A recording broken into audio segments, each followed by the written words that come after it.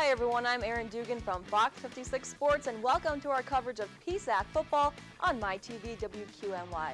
Today, Millersville travels to Lock Haven as both teams search for their second win of the season. This will be the 30th meeting between the Bald Eagles and Marauders. Lock Haven leads the all-time series with 19 wins and 9 losses. LHU has won 3 straight games over Millersville, including last year's 38-28 win. And finally, the Bald Eagles are trying to make it a happy homecoming for their alumni. Lock Haven is looking for the 3rd straight homecoming game victory. Time now to get you out to this week's college football game of the week. Millersville opened the season with a big win over Pace University.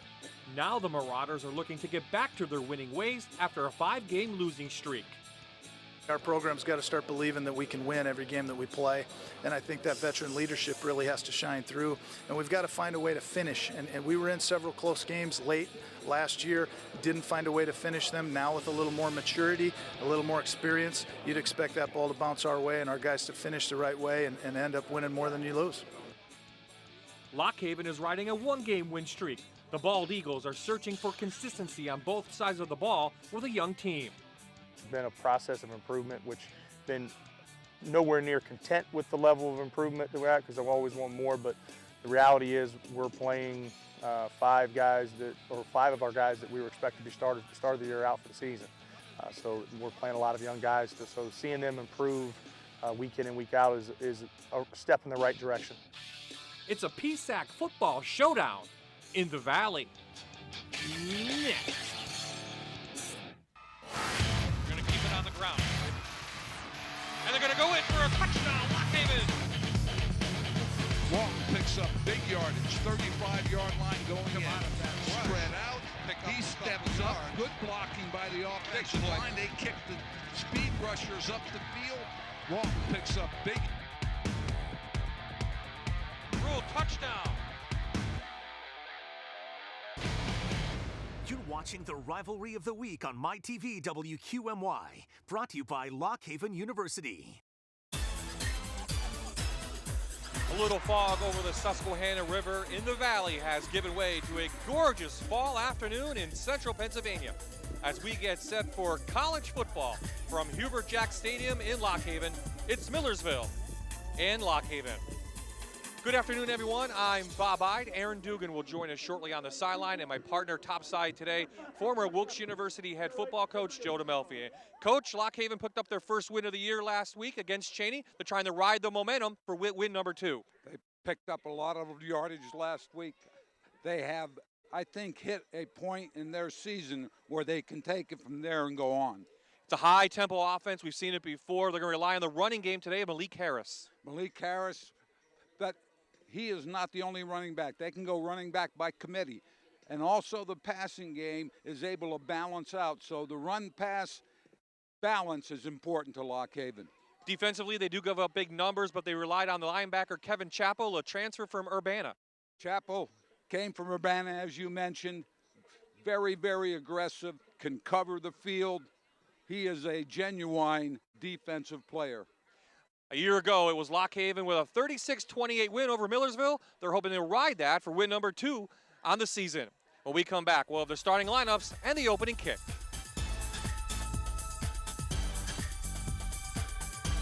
You're watching the Rivalry of the Week on MyTV WQMY, brought to you by Lock Haven University.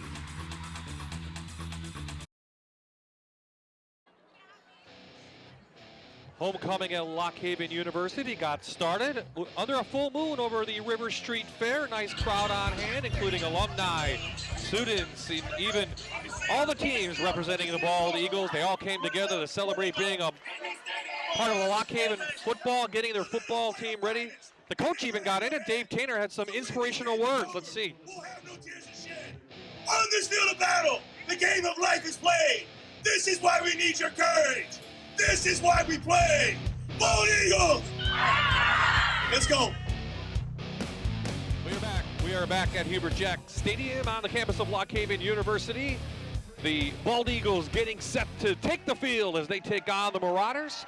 The third member of our crew, as always, Erin Dugan. And Erin, they have quite a quarterback here at Lock Haven, don't they?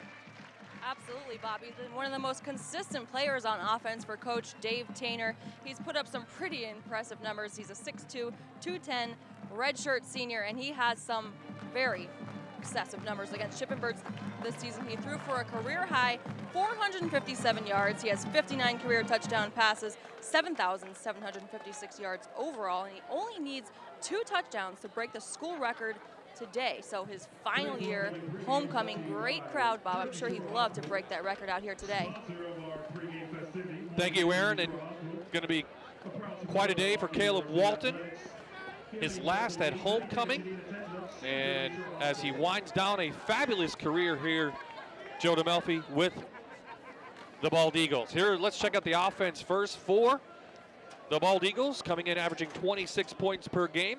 William Zenzerdorfer, he's the tight end, 6 catches on the year. He has a long catch of 12. The receivers are very good.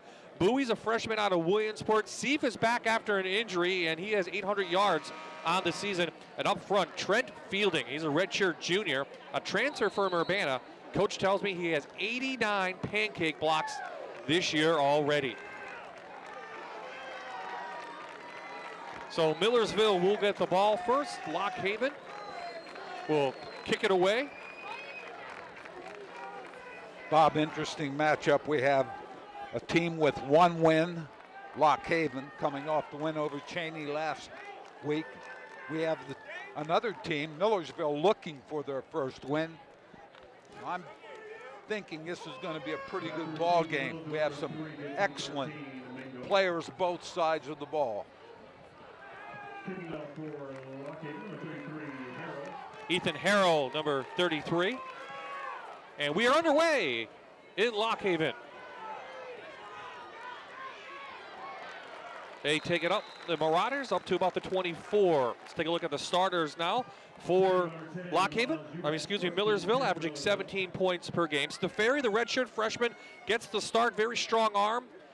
Last week, though, he ran all over the place against East Stroudsburg University in a loss. The receivers, Kevin Wiggins, one of the best in the country, 30 catches, 442 yards. And up front, just one senior on that offensive line, Derek Yoder. He's 6'3", 290-pound senior.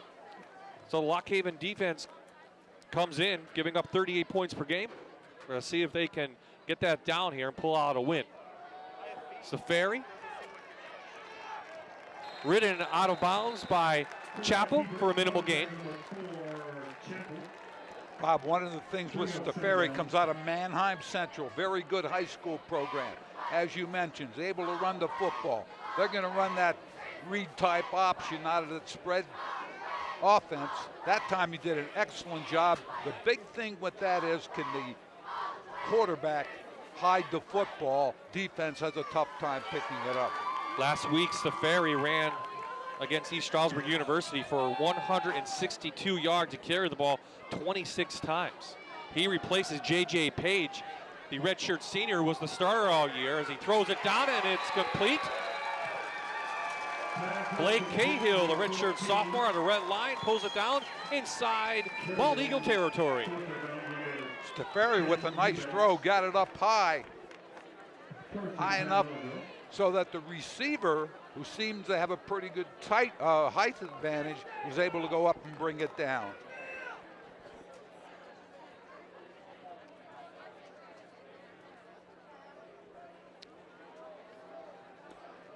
So Millersville moving it already into Lock Haven territory. Stefari will spend most of the afternoon in this shotgun, and they give it to Overton for about 3. Overton on the tackle, 59. Overton, nice job defensively closing on that running back inside. Short gain makes it 2nd and 8. Defensively, Bob, you want to make 2nd and 3rd down more difficult for the offensive team. By that I mean try to force 3rd and 7, 3rd and 8. Let's see what the Lock Haven defense comes up with here. 3-man front for Haven. Here comes the blitz. Stefari rocked behind the line of scrimmage. Great play on the inside.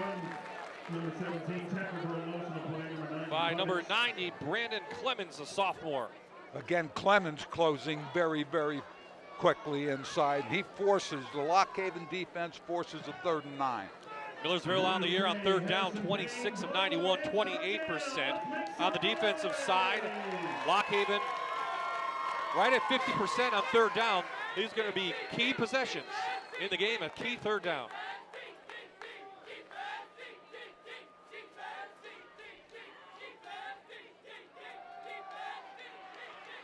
Stefari flushed. He'll keep it. He'll actually lose a couple yards. 4th down on the way. Great job by the secondary. Good coverage. That is no gain. In fact, as you mentioned, it may be a yard or 2 lost, but that was purely good coverage from that secondary. Actually, a 5-yard loss. He'll stall on to kick, averages 41 yards.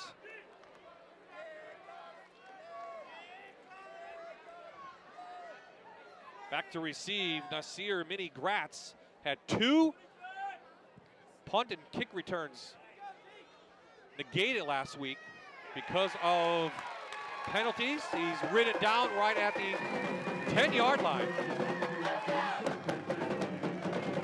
So we showed you the Lock Haven offense. How about the Millersville defense? They gave up 35 points per game. Logan Kinzer in the middle out of Penn Manor has 102 career tackles. The linebacker is very active. Sean Dugan has moved inside. He's their leading tackler on the year, 64 in all. And behind him, P.J. Santos, a lot of experience out of Notre Dame Green Pond. He's a senior. So here comes the Temple offense from Lock Haven. They average 26 points per game.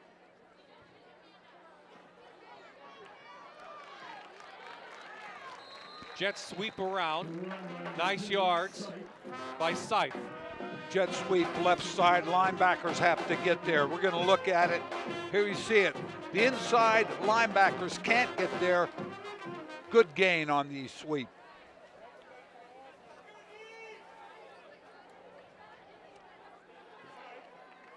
Walton to the outside. 1st down, Lock Haven. That is Seif. Great defensive play by the cornerback who's able to get off the block. They pick up the 1st down, but he makes sure that the play gets only a yard or 2. There you see the hand wrapped around Seif. He broke his hand a couple weeks ago, did not play in last week's win against Cheney. He did practice all week. Walton with no one to go to, falls down right at the 15, a loss of 5. So, Coach, we talked to Coach Tainer. He talks about that rack pack, that whole run option, run pass option.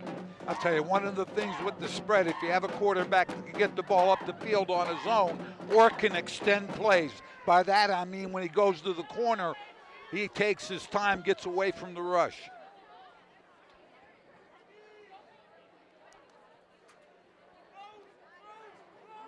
Lock Haven looking to get some yards so they can make it sure to manage 3rd and manageable. Play clock down to 7. They get it off, 4-man rush. In and out of the hands, and that was the redshirt freshman out of Williamsport Bowie. Wanted to take off before he caught the ball. Wanted to try to make, as you mentioned, the 3rd down to be manageable. Didn't happen, so we're looking at 3rd and long. Looking at ball security, one of the Wendy's keys to the game. Want to hold on to it, and a big 3rd down here. You want to stay on the field. 31%, that's all. Lock Haven converts on 3rd down. Coach Tainer said yesterday that's not where they want to be. I think most teams, Bob, want to be in the 55 to 60% range on 3rd down conversions.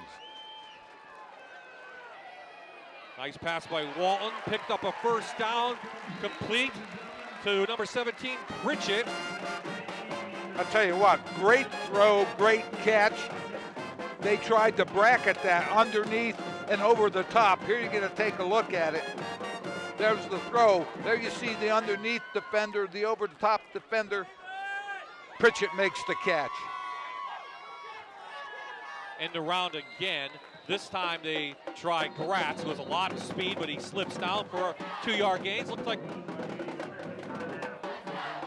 no gain on the play. Bob, 3rd back I've seen slip down. So Obviously, the field a little loose. Can't make a very quick cut on it. Some very talented wide receivers on this Lock Haven team with some speed. Here comes the blitz. Wong gets it out and tried to hit Gratz on a little slant pattern. So 3rd and long again for the Bald Eagles. Marks good coverage for Millersville. Inside out. Walton had to make that throw a little further down the field than he would have liked to. 1,900 yards through the air coming in for Caleb Walton. Over 7,000 for his career. Locked at the line of scrimmage by Millersville, and it goes incomplete. 4th down coming up. One of the things, Bob, when you're throwing the ball tighter to the line of scrimmage, if your offensive line is up, that forces the defensive line up. Everybody gets their hands up. All of a sudden, you're trying to throw over 7-8 feet. Can't do that. Ball knocked down. So Zenzendeifer comes in to do the punting. He averages 38 yards. He does have quite a leg, though, long of 51 on the season. Big rush. He gets it up. Going to be short, but it hangs up there for a long, long time. And it looks like right at the 35-yard line, Millersville will come out for their 2nd possession. Time now to take a look at the defense for Lock Haven. They give up 306 yards of total offense. Up front, McLeod, he's a freshman in there, 14 tackles out of Manheim Township, 270-pounder. Very active linebackers, more some kind of hybrid. Eubanks is on the outside out of Coatesville, 42 tackles on the season. And behind him, a very experienced secondary with Flamer, a redshirt sophomore out of Coatesville, leading the team in tackles. He has 50 on the year, and he does have 3 interceptions.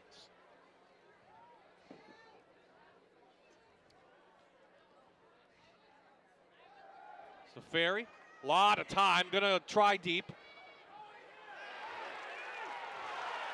Flag comes in late.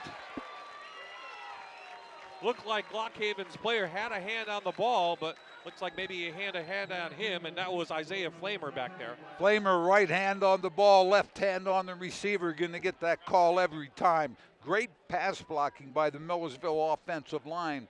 Gave Steferi time to make that throw.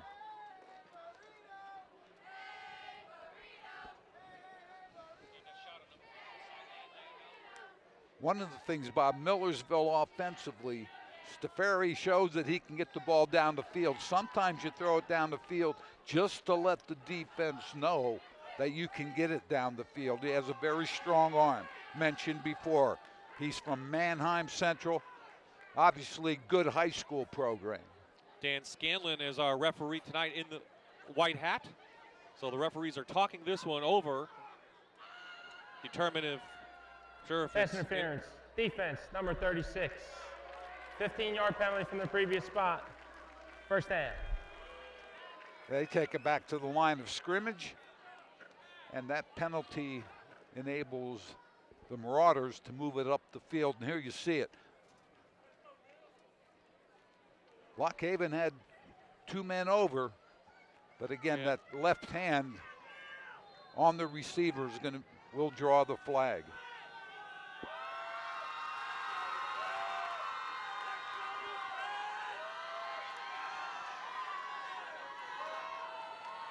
Wide open over the middle.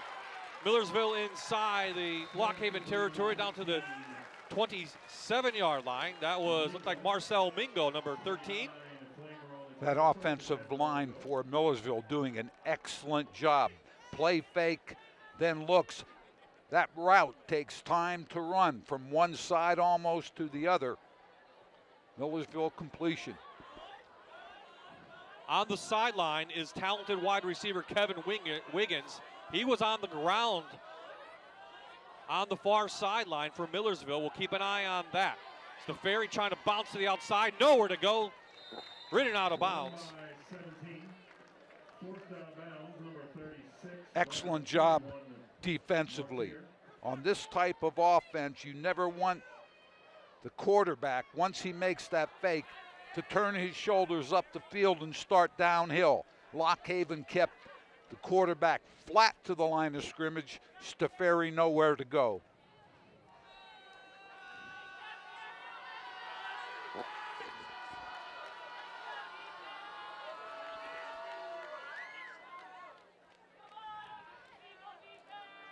A little out to Overton, got a couple of yards, up to about the 21. Puts his shoulder down into Cruz. So third down away, again on the way for the Marauders.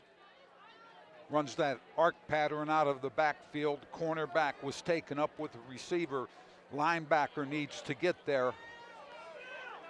Lock Haven did a decent job jumping on that route, forcing a third down.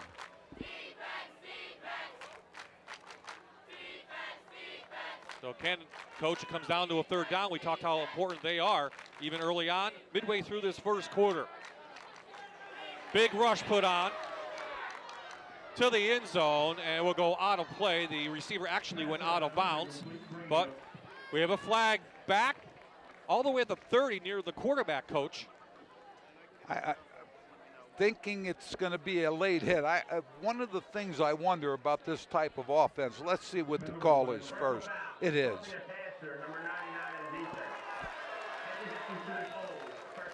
Alan McLeod, the freshman out of Mannheim. Physical nose guard. Looks like he took a late hit on Staferi. Well, I'll tell you what happens. The quarterback's able to scramble. People moving. You have to know where you are on the field. And as you said, late hit out of bounds. So Millersville starts a new set at the 12-yard line.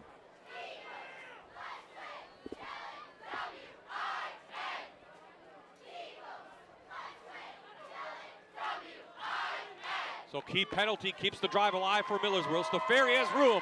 In for a Millersville touchdown. 10 yards.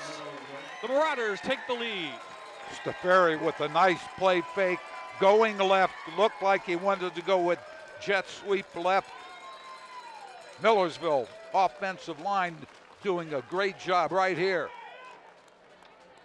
Guard pulling. Touchdown Marauders. So through with his legs, Staferi takes it in for the touchdown, aided by a penalty on Lock Haven. Very crucial one on third down. Stalled in for the extra point. It is up and it is good. So Millersville takes the first drive of the afternoon in for a touchdown. They lead 7-0. Dunk, touchdown, go. Home run, watch me go.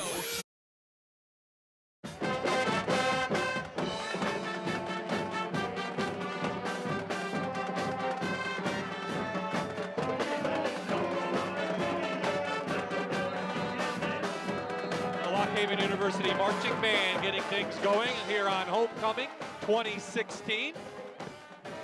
They find their Eagles down, though, 7-0. A 4-play drive, Coach, 65 yards, 1:43 off the clock. Staferi does it with his legs. And we talked about him pregame. We also talked about the Lock Haven defense needing to step up. Staferi leads the Marauders. Offensive line from Marauders doing a great job so far. Coach Tainer won't make any excuses, but when we talked to him yesterday, he talked about the 5 starters out that were supposed to start this year, all upperclassmen that are injured, and that's really hurt them on defense. And when we talked, I asked him if the people behind were stepping up. He felt that they were. Little pooch kick. It goes out of bounds. Nice try by Stahl. Flag comes in. But Greg Byback, Retback, the Millersville coach, taking no chances today. Here's the history between these two teams, as we'll check out the penalty. 30th meeting. Of course, they first met in 1928. They did take some time off. Bald Eagles lead the series 19-9. Of course, Lock Haven's won the last 3 meetings. And last time Millersville beat Lock Haven, 2011, 21-20. I'll tell you what, Bob, even though it didn't work out, I like the call. Yep. You go up by 7, try to catch Lock Haven back on their heels. Didn't work. So the Bald Eagles will take over at the 47, their own. Great field position. Short field to go. Something here. you need to take advantage of, right, Coach? You can get Exactly. this short field. Anytime you're looking at a 60, 55-yard field, you have to try to come away with points. Both these teams, 1-5 coming in. Lock Haven with a win in the PSAC. Trying to put win number 2 up, maybe go on a little roll, get a little consistency. But again, a lot of young players who have come in for Coach Tainer's second year. The referee is now talking it over once again. 7:47 remaining here in the first quarter. Stop down to the Texas restaurant while you're in town. Get a couple Texas dogs with some sauce on it. Texas restaurant. Bring the head linesman in to talk also. I think they're asking about or discussing placement of the ball as because it went out of bounds at the 41, right? Is it approximately. So he's going to move it back. That's exactly what they were talking about. They put it at the 42, so back to the 42. Pretty close. Yep. But then there's the penalty. So things are all straightened out here. Beautiful afternoon. Looking over Lock Haven University. High atop the press box, Bob Ide and Joe DeMelfi. Walton gonna go for it all. He's got Seif in and out of the hands, and maybe that broken hand kept him from catching that. I tell you, that would be part of it. The other is he started to drift. The throw looked like it was pretty good. His route was straight down the field. Throw was over his left shoulder, so he had to drift a little bit. Right here, you're going to see it. He drifts a little bit, and again, that left hand, tough catch.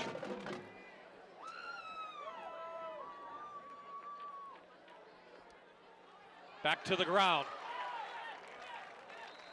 Good yardage. That's number 28, Ralph Highland, the freshman out of Frankfurt with a big gain, 9 yards. You have to have the balance. Here you see it. Great job by the offensive line. Had that gap. Good pickup. So Harris, Highland, and Ford will rotate it behind Walton all day. Harris did have a big game last week, but so did Highland. They give it to him again. He bounces outside. First down inside Marauder territory to the 40. I'll tell you what, that was all Highland. Nothing at the line of scrimmage. He's able to bounce it outside. He outruns the defender, picks up good yardage for the first down. I would think in an offense like this, you get that first down and you're high tempo. You'll get it going. You got to get that first down though. It all comes back to continuity. No catch. Yep. He was off his feet when he made the catch. Defender knocked him out of bounds. You're right, Bob. You have to have that continuity. You have to get into a rhythm. It's like anything else, a baseball pitcher or a quarterback in the pros. You have to have continuity. Saw Seif ridden out of bounds. Second down coming up. Lock Haven's offense averages about 100 yards on the ground, as you might expect, 323 through the air, 429 total yards of offense. That's up from last year. 7 fumbles on the year. Time of possession around 27 minutes. Tough pass to the outside, goes incomplete. Again, Millersville doing a nice job defensively. Eubanks is able to get out under that pass. Forces Walton to make a wide throw. Lock Haven 2 for 3 on third downs already this afternoon. Like to keep this drive going. Flags come in. Free play. Great leaping attempt, and it goes incomplete, but Bowie got up in the air. With the flags, as you mentioned, throw it up there and see what happens. Millersville offside, and there you see Walton with that. A lot of air under that ball. So that will move them closer to about 5 yards. Probably in 2-down territory here. Exactly. I was just going to say, now you move the ball 5 yards, so you're looking at third down here. If you can gain a couple, very short 4th down for the first. Try to pick it up on this play. Walton 3 touchdowns last week through the air, 2 on the ground. Just 200 yards through the air, but they did have a great game on the ground a week ago. And that led them to their win over Cheney. Highland bounces outside. Highland has room. Touchdown, Lockhaven. Flag down at the 31. It's going to come back. Holding against the Bald Eagles. Yeah, I think what you're going to have is the hold in the interior there. They ran the play before the last series, but here you see it. But there you have the hold inside. Highland's able to take it the length for the touchdown, but it's coming back. So a key penalty on defense gave Millersville a second chance. They scored. This one, they take a touchdown off the board from a penalty, coach, and that's got to drive a coach crazy. I'll tell you what, when you look at your statistics, I'm not a big statistic guy, Bob. One of the things you always look at is turnovers and penalties. They are 2 huge parts of a ball game. 2 penalties for Lockhaven this afternoon, 2 costly ones. But back to a 3rd down attempt now for the Bald Eagles.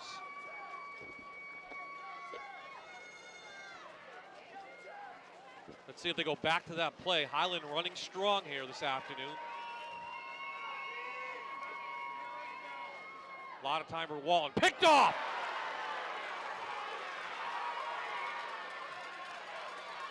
Inside Lockhaven territory goes P.J. Santos. His second interception on the season. Millersville with great field position. Bewley fell down, but I'll tell you what to give him credit for. Watch him come off the ground and get after the man who intercepted it and makes that tackle after Walton misses. That's a great effort. But costly mistakes in this first quarter for the Bald Eagles. Penalties and now a turnover. So Walton made that throw to the sideline. Receiver went down.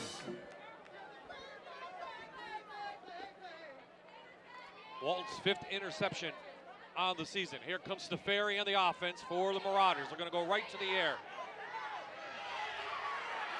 He's flushed and hit, no flag, and the ball is caught. Caught at the 8-yard line by Mingo. I'll tell you what he did. He got his foot down. Excellent job. He got his foot down, 1 foot down in college, and there it is with the catch. Pressure put on the backside by Lockhaven again. Stefari went down hard on his shoulder, bounced right back up. So they're inside the red zone again for Millersville. They've only scored once. That was a great effort by Mingo on the catch. Stefari, couple yards, gets ridden out of bounds by Douglas. Good job defensively, keeping that play flat at the line of scrimmage. Here you take a look at it. There's the fake on the jet sweep. They're pulling the guard, trying to get outside. Lockhaven defensively keeps everyone, including Stefari, to the sideline.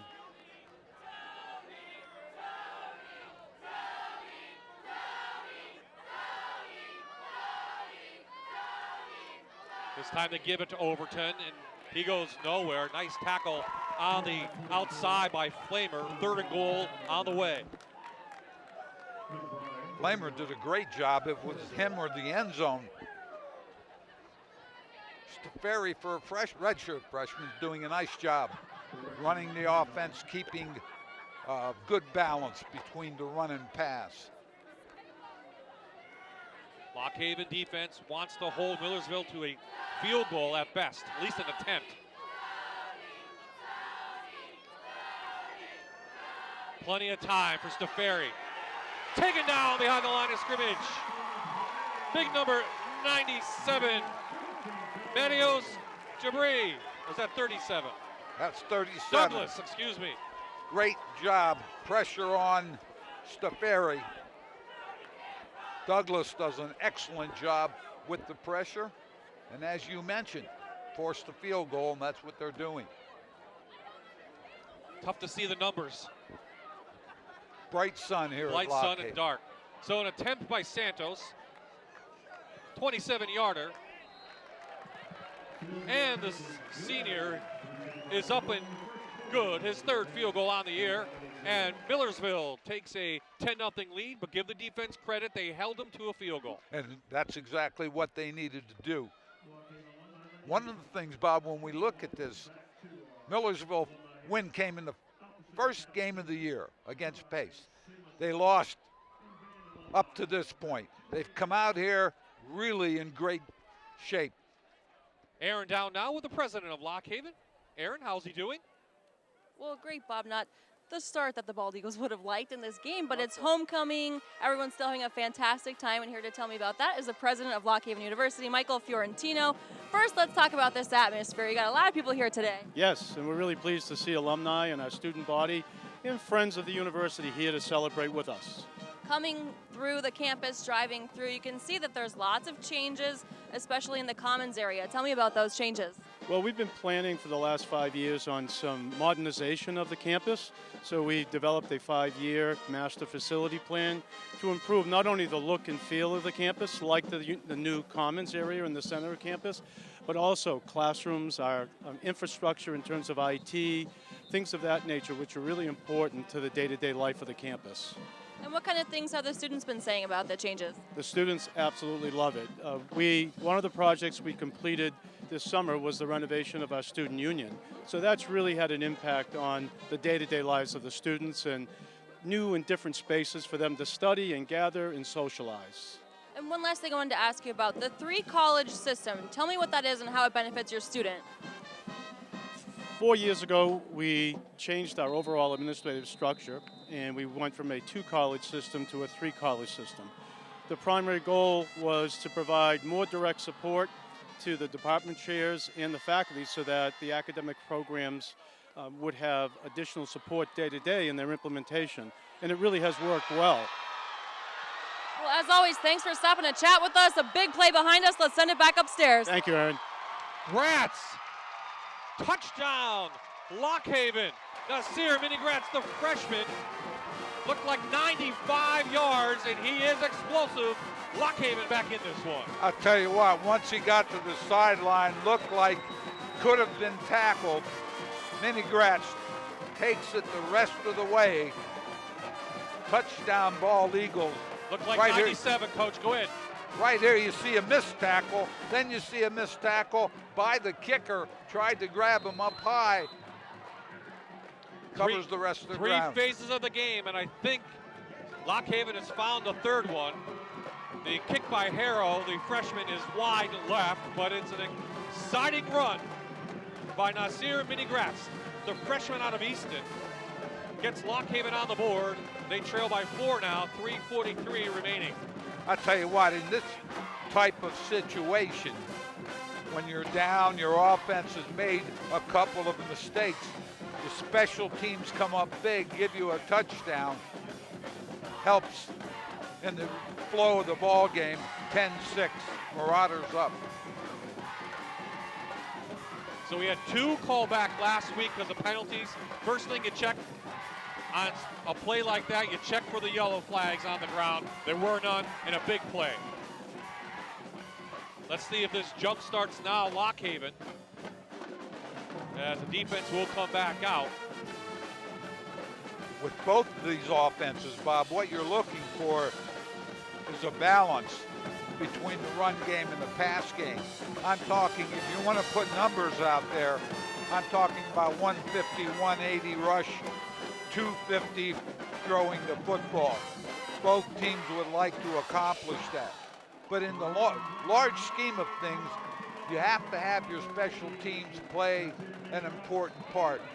They did there with the kickoff return. Now the extra point was no good, puts them 4 points behind, 10-6. Let's see if that missed extra point affects anything.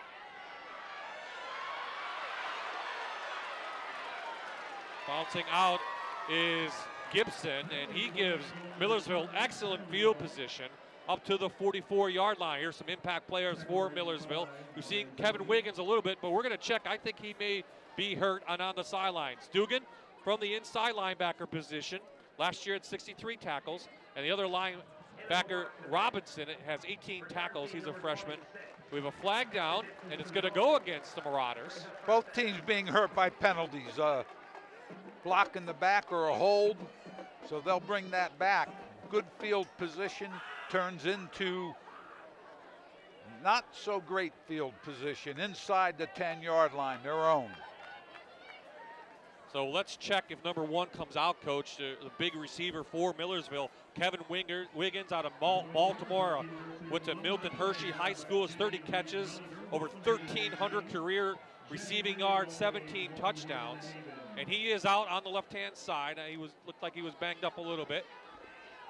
He is wide left, back into the game. So Stafari comes out with the worst field position of the day for the Marauders to start.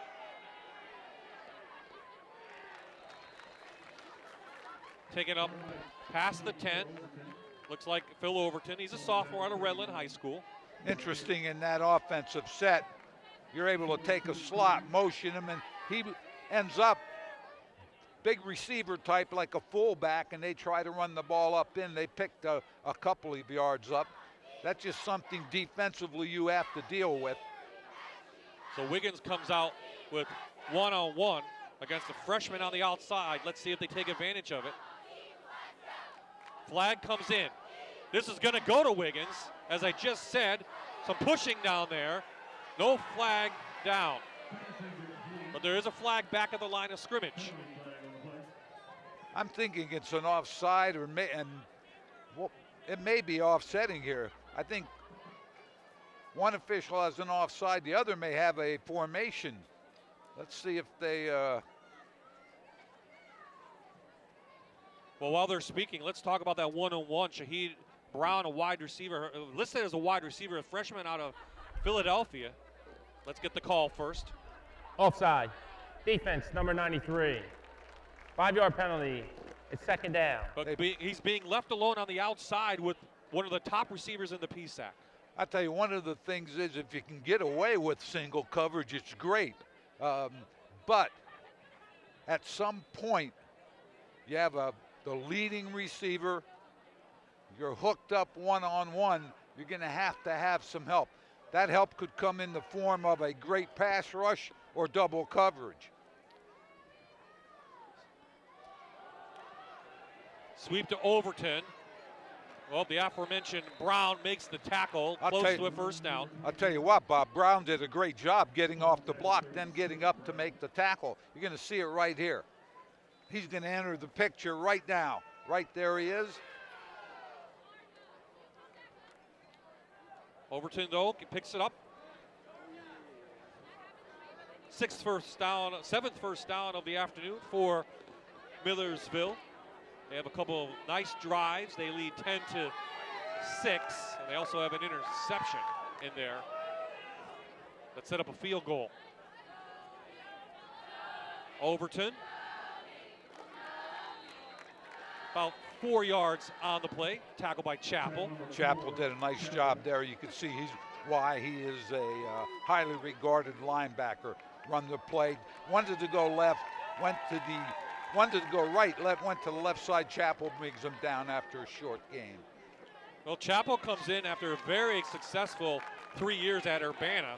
208 career tackles, 48 of them for a loss, 32 sacks and an interception for Kevin Chappell. Of course, following Coach Tainer over from Urbana, where he was 2 years ago. Bacon out to the wide receiver, Zillen, and Zillen takes the pass to the 34-yard line. I tell you what, I like Stafari. He made a very, very big time throw there. If you watch this, here's the fake. Now he's coming out. There's a man right there. He had to throw it sidearm to get it to the receiver, Zillen, and pick up the first down. Nice play by Stafari. Brown with another open field tackle. Now he goes over to the right side. Balcom, the other cornerback, comes over to our near side now. Wiggins goes off, number 1. For a little break. Lot of movement. This is going to come back. This is against Millersville. I don't know whether they saw something they wanted to get to playoff very Offense, quickly. number 77. But they had motion. 5-yard penalty. As Second you down. said, it will come back. Under a minute to play here in the first quarter.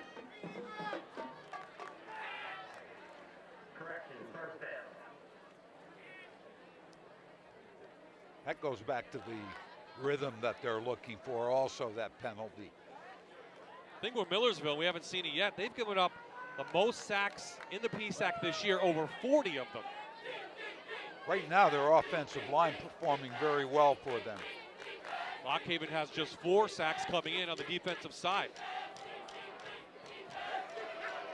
Overton leaps over the defender, back to the original line of scrimmage. Second down coming up. Here you see the replay. It goes over Balcom. Looking at 2nd and 10. I don't know if they'll get this off or not. We're under 10 seconds.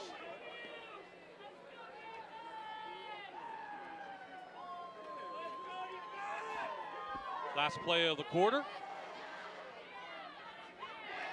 Overton tripped up at the line of scrimmage. Great play on the outside by Eubanks, and that's how the first quarter will end. Millersville puts up a couple of scores, but Lock Haven answers right back on special teams, 10-6 after 1.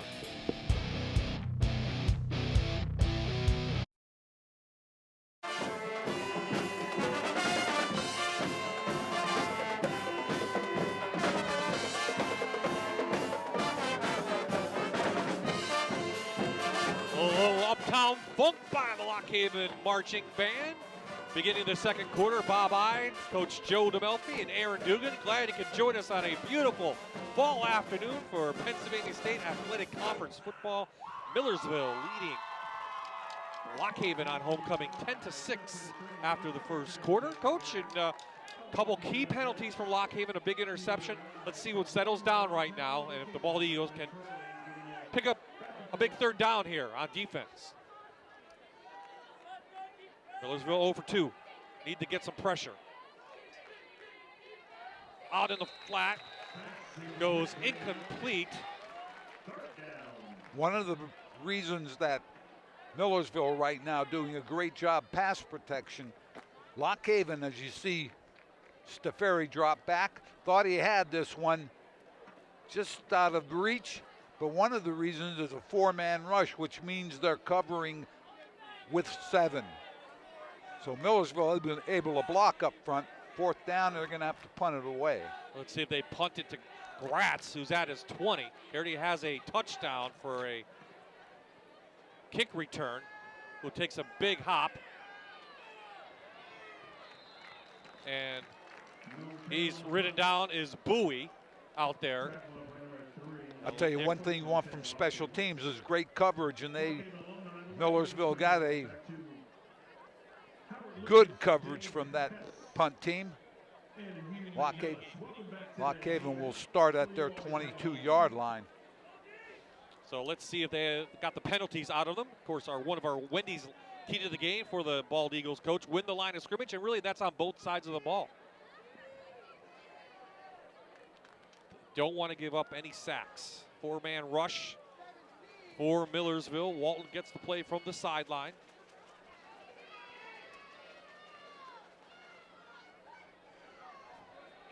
This is the 3rd running back in now. This is Ford.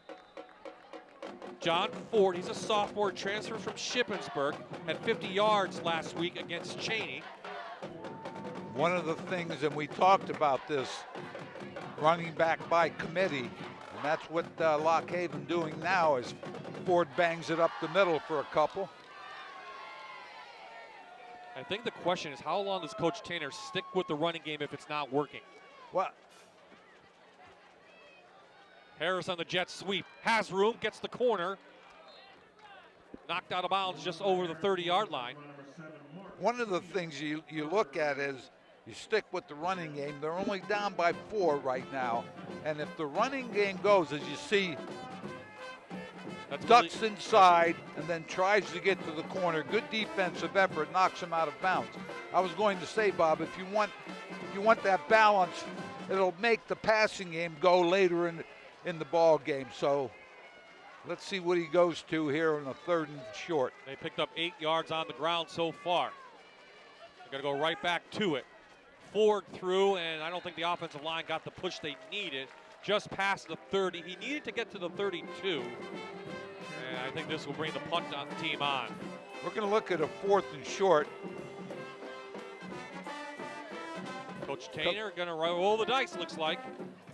Neither of these coaches afraid to take a chance, it seems, as you go back to the old football adage, if you can't make a yard, maybe you don't deserve to win the ball game. Let's see what play they come up with. Well, Lock Haven on the year coming in 9 of 18 on 4th down. 50%, take it 50-50, yep. It's going to rely on his defense, but Walton's going to pooch punt it. Santos back, takes it at the 25. Gets out a couple tackles. They bring it past the 40 to the 42. Good call. Walton has the ability to do that.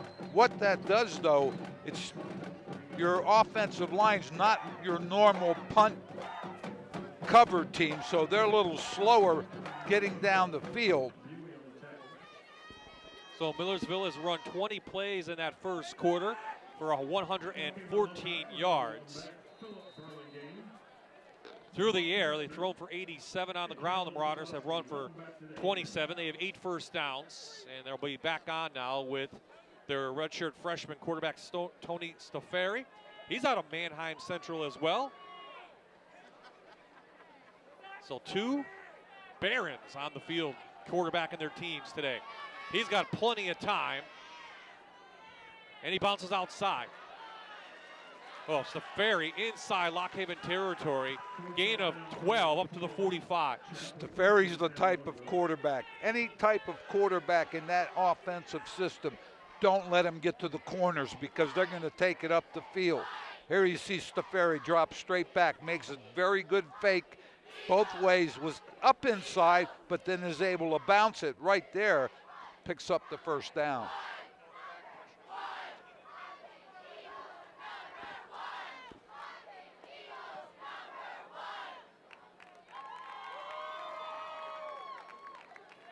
Seven-man front. Stafari going to go down the middle. Will allow the hands of the intended receiver, Mingo. Second down coming up. I think Stafari thought that the receiver would run up the field a little more, cut the pattern short. He overthrew it, forcing a second down. Wendy's key to the game from Lock Haven. Pressure on the quarterback. That hasn't happened a whole lot. And again, they're looking at a 3- and 4-man rush most of the time, and Millersville's offensive front has been able to handle that. 8 guys in the box now. And Stafari, loss of 1. Third down coming up. Good job by the Lock Haven defense. One of the things you tell your outside people, keep the play inside. Right here you see it. Stafari tries to bounce right. Lock Haven does a nice job of keeping him hemmed in. So 3rd and 11. You want to make Stafari, coach, put it through the air. He's beating it with his legs. He doesn't have a great completion rate, though. I'll tell you what, but if he gets to the corner, he can hurt you. I mean, there's no doubt about that. Marauders looking for their first 3rd down conversion of the afternoon. Plenty of time. Looks like they're going to get it. Just up to the 36-yard line. Mingo with a big catch of 12 yards. Now that wasn't a bad throw by Stafari. He hung in there, steps up, makes the throw. Decent coverage, but threw the ball wide enough that the defensive back couldn't get there. First down for Millersville. Carlos Balcom out of Harrisburg, a junior, was on the defense, but Millersville once again putting a solid drive together.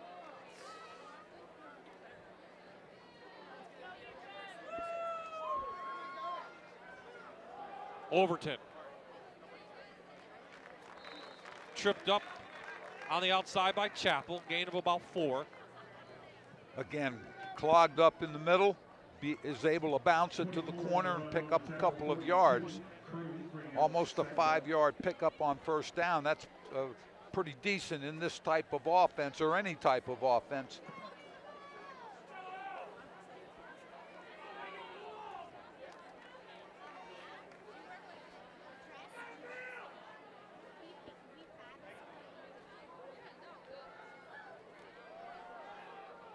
Ferry on the option.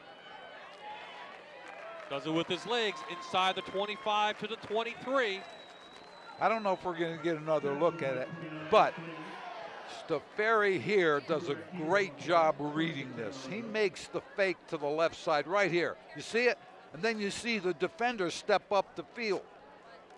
Stafari takes it up the inside, and that's what the offense is predicated upon. Quarterback being able to handle the football, not only throw it, but hide it offensively and make a good read at the defensive Millersville coming off of a loss to East Stroudsburg last week, 38-23. This is Overton. Couple yards, that's about it. Lockhaven doing a good job keeping him sideline to sideline rather than letting the running back turn his shoulders up the field. Overton last year, 297 yards on 91 carries. Did have a touchdown. He has 1 touchdown this year as well. So there's Greg Breitbach, the 4th-year coach at Millersville. Feels like they should be in a lot of games this year. Just it really hasn't happened as much. Here's that quarterback again out of Mannheim. Good tackle just inside the 20 again. That is the freshman Brown. I'll tell you what, he did a great job going sideline to sideline to make this tackle. See Brown coming over right there. Stafari never could get the step he wanted, so good defensive play by Brown in that Lockhaven defense. So for the 3rd time this afternoon, Millersville inside the red zone. For Lockhaven, they've converted both into points. Another impressive drive by the Marauders. Good defense. Balcom came in.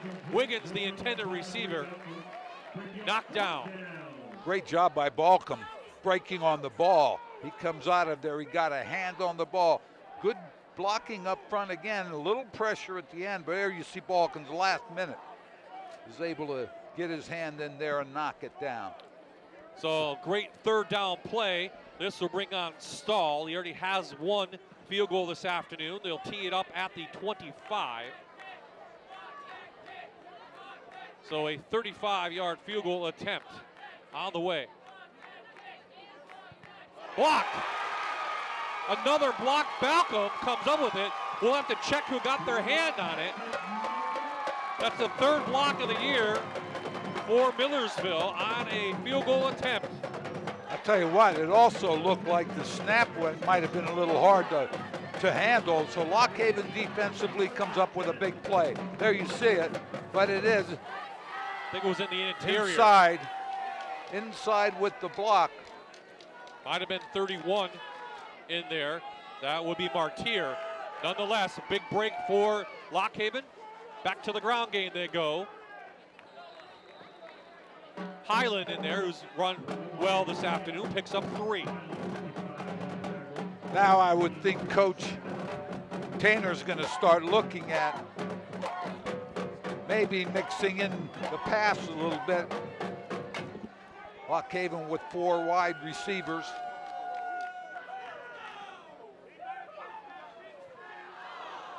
Behind the intended Seif was the receiver. I could see Walton a little upset with himself. Had a good fake, was set, made the throw, but a little behind the receiver. Wide open. So back to another third down. This time for Lock Haven. They're 2 of 5 on the afternoon. They still can't find that rhythm they're looking for offensively, Bob. But the Bald Eagle defense hoping that they don't have to go back on the field. They've been on a lot already. Walton gonna lay it up. Has a man, it's caught. That's Gratz at the 35-yard line. I'll tell you what, great throw, great catch. Look at this. I'll tell you what, Walton hung in there. He had pressure coming after him. Gratz makes the good catch over his shoulder. 55-yard game. They go back to the run game. But freshman Gratz having himself quite a day. Sean Dugan from Millersville making a great play from that linebacker position, stepping up, trying to find that tempo right now. We haven't seen Walton run at all. He can. He has some good legs. Scored 2 touchdowns with his legs last week.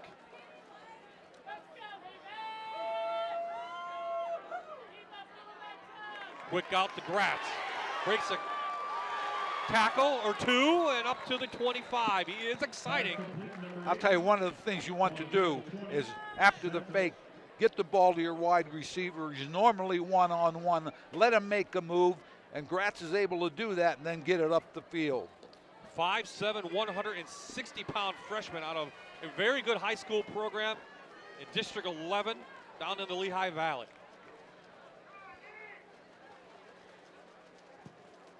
Just no running room on the inside. Give Millersville a lot of credit. You know what? You can tell when you're playing great defensively. 5 or 6 guys around the ball. And when you see that, you know you're getting to the football. Millersville was able to do that, forcing a 4th down.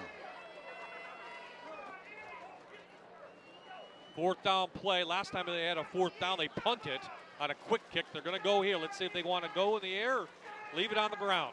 Well, they're in 4-down territory, so let's see if they're able to convert this. We talked about them being 50%. To the air they go. Walton has a lot of room. Has a 1st down. Ridden out of bounds. Inside the 20 to the 18. One of the things that happens there is the bunched up at the line of scrimmage. Wide receivers run the defenders off. Walton's able to take it to the right side, pick up the 1st down. Well, the center, Fink, looks like he's banged up. So it might be Matt Farr in there, number 72. Let's watch the snap. It is number 58, excuse me. Campbell comes in at center. Good snap. Good push up front. Inside the 15 to the 14. Goes Highland. Offensive line for Lock Haven rising to the occasion, getting off the ball, picking up good yardage deep in Millersville territory. Eagles have 14 touchdowns inside the red zone this year. They've scored 19 times out of 24 attempts. There you see the signals coming in. You don't know who has it. Green shirt, yellow shirt, or red shirt. I'll tell you what, that's impressive. 19 out of 24 in the red zone as Walton trying to get a block, makes a move. He's down to the 10. He's going to be close to a 1st down. And Dugan again doing a nice job bringing Walton down. Dugan, the middle linebacker for Millersville. Here you see it, holds his ground, is able to come back and make the tackle. Give Millersville defense a lot of credit. Walton just 4 of 12 on the afternoon. Well, they do have a drive going here to take the lead, or at least a field goal attempt, cut it to 1. Highland stood up at the line of scrimmage, 2nd effort. He's going to be at the 10, 4th and 1 on the way. Looking at another conversion here on 4th down, Bob. They're going to come out with the kick team. They're going to come out with a field goal. You see it again. This can't get that push up front. Millersville again playing very well up front, getting a lot of people in on tackle. You're down by 4 here. Go ahead and try to get field goal. We're in the second quarter, first half. 27-yarder for the freshman Harrell. He got it up, and it is good. So Ethan Harrell gets his 6th field goal on the year. This one was 27 yards, and it cuts the Millersville lead 2-1, 3:11 left in the half.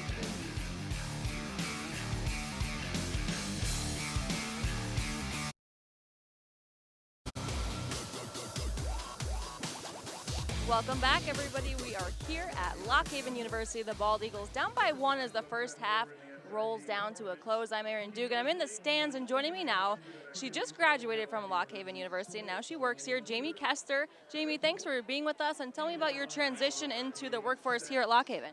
So I graduated in May, actually, in the communication department, and I just applied to be in the admissions office, and I got hired just about a month ago. So it's been a crazy transition from student to staff really quickly. What was it about Lock Haven that was so special to you? So at Lock Haven, I was really not just a number. The small class sizes, everything really got me to get to know a lot of people on a personal level, my professors, my fellow students. So it was a really great experience. It's like a family here at the Haven. And you can really tell that there's a lot to do for the students. How did you spend your time here?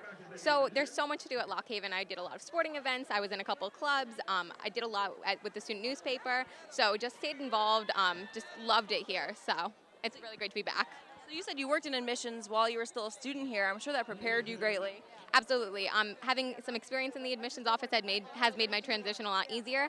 But also I was just so prepared with my resume and everything. As soon as I graduated, I was so ready to be employed. So thanks for stopping to chat. Thank you. All right, let's get back to the game. Thank you, guys. Last drive, 11 plays, 68 yards for Bald Eagles. 4:58 off the clock. A nice, impressive drive. Got it through the air and on the ground. They ended up with a field goal. Ground attack, we talked about. The running game has helped the passing game. Came up with 3 points, closed the gap. Stafari wants nothing of Chapel, and they're going to say, tackle him out of bounds. Not sure about that one, Coach. We'll take a look on the replay. You know what? He's aggressive. We've talked about him. He's a genuine defensive player. He's going after you. Latches on right there. If he would have let go at that point, but once you latch on a tackle, it's tough to let go. So he was written down at the 27. The flag will bring it up to the 42, an automatic first down. That's the 5th penalty on Haven. Keeps the drive now alive for Marauders.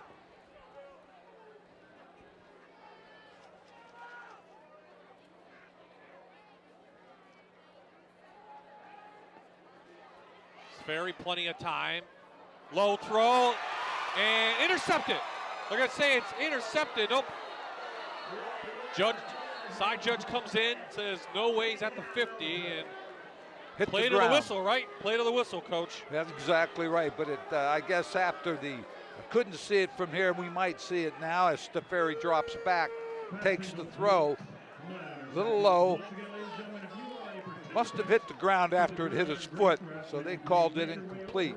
Second down for the Marauders.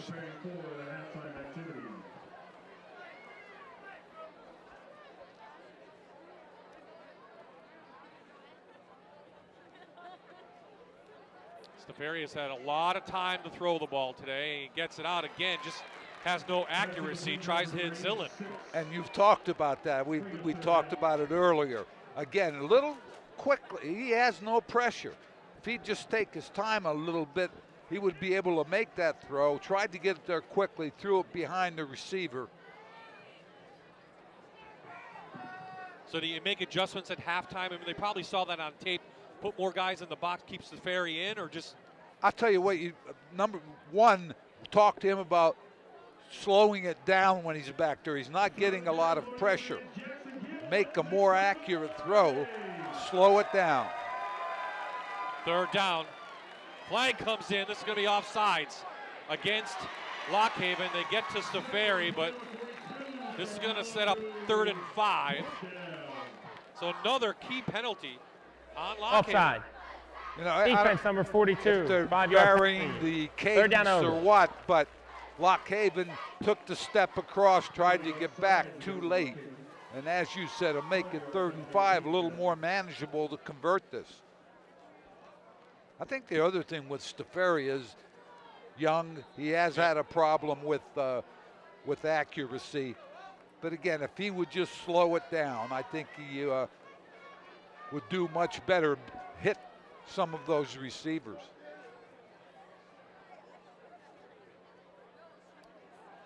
Three-man rush, get it out to the flat with Overton out of the backfield. They pick up a 1st down up to the 45. They've used that play several times. Good short yardage play. Back coming out of the backfield has tough coverage. There's nobody right on him. The defensive back is off, so he has free reign for the first 4 or 5 yards. And Overton converts the 1st down.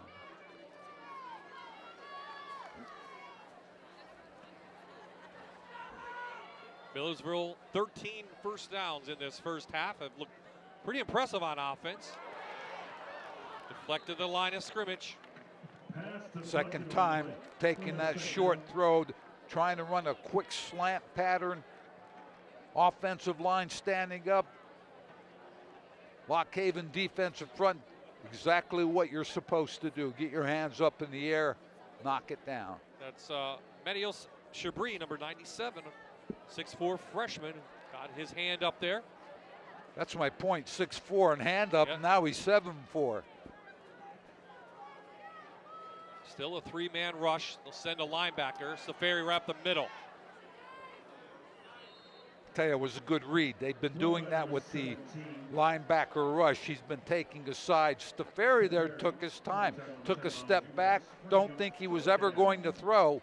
He took a step back, then started up the field on that quarterback draw. So it brings up a 3rd and short now. Probably 2-down territory if you're Millersville. 1:25 and rolling here in the first half. Millersville with 3 timeouts also.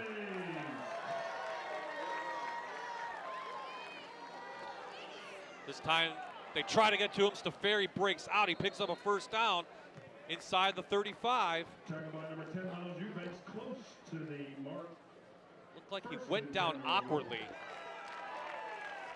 I'll tell you what it does, though. It gives you an idea about his running ability. Took it to the right side, had pressure right away with a tackler coming up the field. He was able to plant and come back. So for his shortcomings in accuracy, he more than makes up for it with his running ability right now.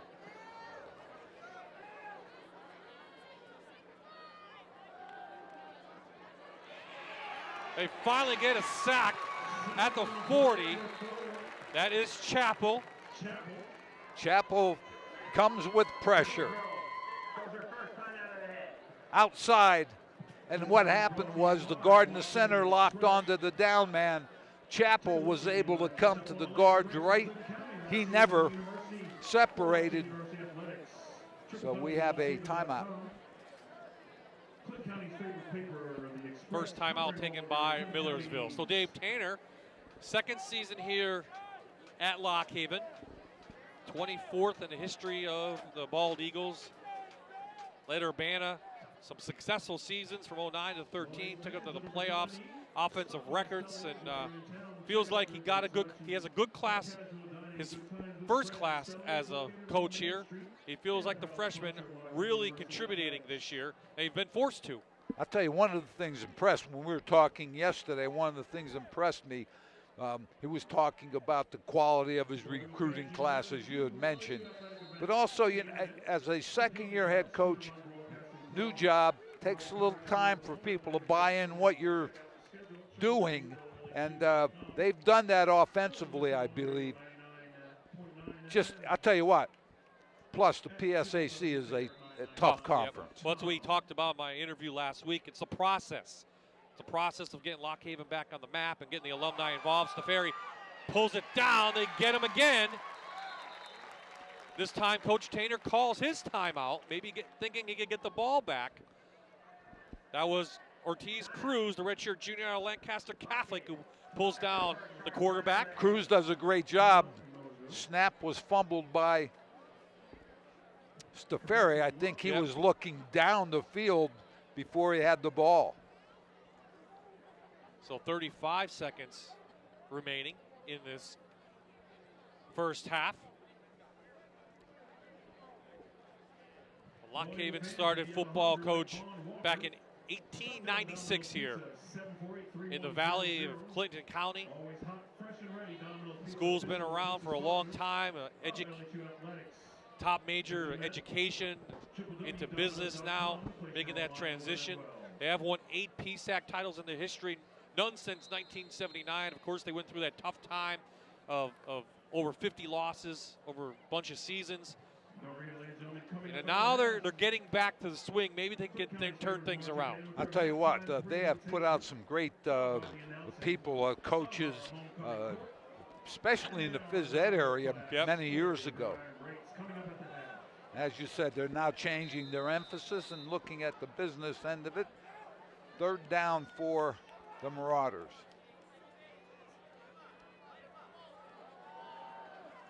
Pressure put on. This is going to be over the head, trying to hit Matios out there again.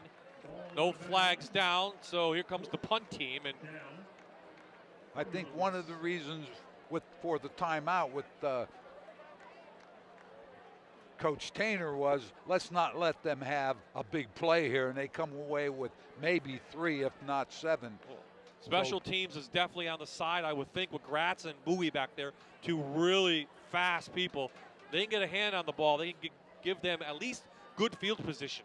I'll tell you one thing, I wouldn't be kicking the Gratz. I was always thinking. They send it over to Bowie, and he has it at the 10. Good special teams tackle at the 15. So now let's see what Lock Haven has in store. 20 seconds remaining. They have 2 timeouts. One thing you don't want is an interception. Exactly. You don't want to turn it over and enable them to make a play with a couple of seconds left here in the first half. 27 plays in this first half for Haven for 119 yards. That's an average of over 4 yards per play. I would think Coach Tainer would like that a lot higher with his tempo offense. There's no doubt, but if we look back, he has concentrated on the running game. This time they'll go to the air, a little out. Maybe a yard, if that. And I think Coach is going to take this one into the half. They have some momentum. And Lock Haven will get the ball to begin the second half. So it's 10-9 at halftime. It was Millersville in that first quarter, but Lock Haven's come back with a touchdown and a field goal of their own. And that's where we stand after a very low-scoring first half. Aaron's going to try to catch up with Coach Tainer for a quick comment before we get to our halftime show, including the Lock Haven marching band. And Aaron has Coach right now. Coach, some penalties and turnovers early on didn't go your way, but you have to like where you are right now going to the half. How do you want to score more, and how do you want to limit those penalties? Well, I think you'd always want to score more. I'm going to smile real quick because I said I would smile at halftime. We didn't execute very well offensively. We got to execute better. We've had some opportunities to do things between penalties and the one turnover when we probably worked the wrong side completely. Put us in a little bit of a bad situation. So we got to come out in the second half. We got to execute better football. We got to run the ball effectively, and we got to turn the chains over. All right, thank you. Keep that smile going. Yeah, I said I was going to smile. Bob, back to you. I don't think he's going to smile, Coach, when he talks to his players at the half. When we come back, we'll hear from the Lock Haven University Marching Band, and then Aaron has some special guests on the field. Your score at the halftime, Millersville leads Lock Haven 10-9. You're watching the Rivalry of the Week on MyTV WQMY, brought to you by Lock Haven University.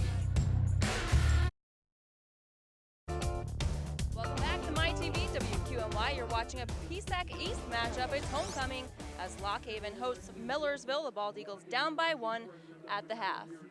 I'm Erin Dugan. Thank you for joining us on this beautiful day at Lock Haven University. This is Jeff Ross. He's a current Lock Haven graduate student. So tell us what made you want to pursue that and why Lock Haven? I chose Lock Haven because I was very familiar with the faculty and the curriculum in place already, and it's something I was very passionate about. So what makes being a graduate assistant at LHU so unique? At a place like Lock Haven, at a smaller school, I really get opportunities to do a lot of different things, so I'm really well-versed now. So I'm sure something like that is helping you in the real world. So what kind of things are you dealing with that's going to help you when you graduate? I deal with a lot of marketing stuff, and I really learned how to implement social media like Twitter, Facebook, and all that stuff. So I really think that that's really going to help me in the future. So what would your advice be to someone who may be considering a graduate program? I would definitely consider a place like Lock Haven, especially for a graduate program. Faculty's very caring, very, very good, and it's definitely a place that you would like to go to. Yeah, and like we were talking before off camera, there's so many events that happen around campus. It seems like there's something going on all the time, and it's very easy to get involved. Yes, very easy to get involved. In a world like this, you really need the real-world experience. In a place like Lock Haven, with all the events, you can really get that experience. Well, thanks so much for stopping and chat with us. Thank you very much. All right, we'll have some more special guests when we come right back. Stay with us.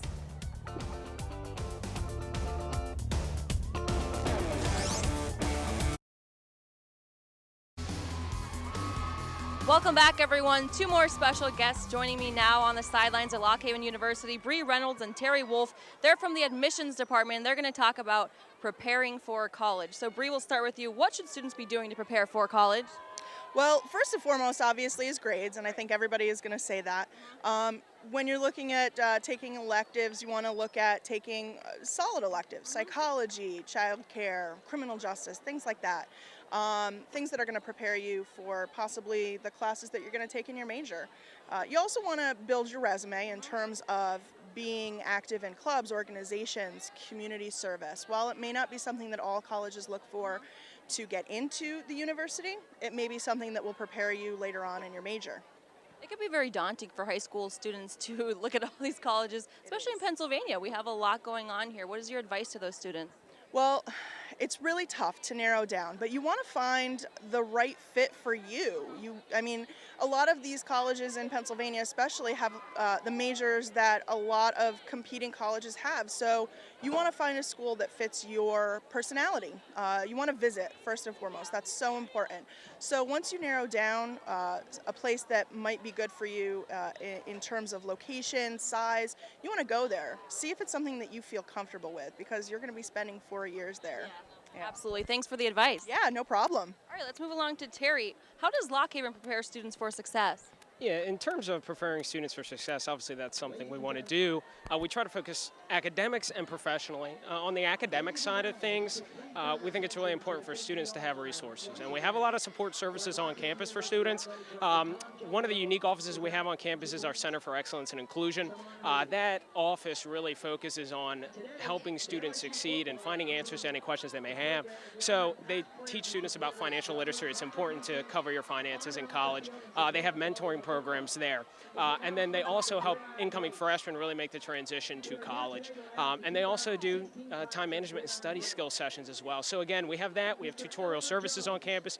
We have a writing center for students if they need help with composition. And we also have a math center on campus. So again, academically, that's important. But also on the other side of things, it's never been more important for students to really begin to build their resume in college. That's what employers and graduate schools are going to be looking for. Here at LHU, we require every single major to do some sort of hands-on experience, whether it's internship, research, or sometimes shadowing hours if you're going to the healthcare field. We do have a Center for Career and Professional Development on campus. They'll help you every step of the way. Interviews, they'll help you with the actual search itself, and then they'll even suit you up. We have this unique career closet on campus where if you're really in need of some dress clothes, you can check some out, go to the interview. So again, we really take a lot of pride in preparing students to go into the workforce and get into the graduate school they want to. Very cool. Thank you so much. Thank you. All right, we'll be right back. Stay with us.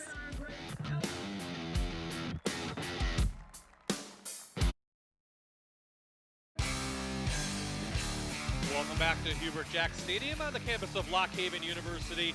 The Bald Eagles trail Millersville 10-9. Back up top side, Bob Ide along with Coach Joe DeMelfi and Coach, a little low-scoring game. Maybe we didn't expect that coming in. I think one of the things you look at, both offenses upscale. They want to run a lot of plays. They want to score a lot of touchdowns through the air. Not happening. Rushing the football is where they're scoring. Plays, I believe Millersville has 40, Lock Haven 28. These type of offenses love to see a lot of plays run. That's not happening either. Let's take a look at the first half stats, and I think one of the things stands out, time of possession, owned by Millersville, a little bit lopsided there, 14 first downs. They own the total yards, 148 to 121, but that one big turnover set up a field goal for Millersville. I think one of the things you look at, Coach Tainer, I know, talked about getting their offense in sync.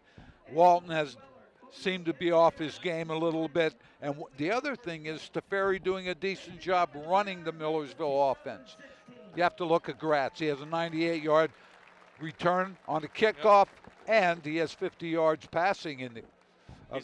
He's playing a big part. Quite a game. Let's take a look at some of those first quarter highlights. Millersville got things started first with a nice drive of their own, and Steferi caps the drive with a 11-yard run, 1:43 off the clock. Lock Haven tried to get their running game going, but a big interception by Santos set up a field goal. Here you see the throw by Steferi. Great catch, getting a foot down, and now we get to Gratz. Here you see him take it 98. Gratz, the freshman, going 98 yards, and that's the only touchdown of the first half for Lock Haven. They will receive the second half kickoff. We have everybody off the field, and we are ready to go for second half here at Lock Haven. The PSAC action, 15 minutes up on the score. Stahl tees it up, and they're going to pooch kick it. They're not going to kick it deep. Smart idea. And Lock Haven will start at the 27-yard line. So Caleb Walton comes back on. He's 5 of 13 through the air. Does have that one interception. 75 yards. A long pass of 41. Not sacked at all on the game. Your leading rusher for Haven. 7 rushes for Highland. Ralph Highland, 21 yards. Walton has three runs for a gain of 9. So they start with Malik, looks like Highland. There's Rob Highland out of Frankfort, PA. Tried to get the ball in the corner. Good job by the linebacker, defensive back coming up very quickly, making the tackle.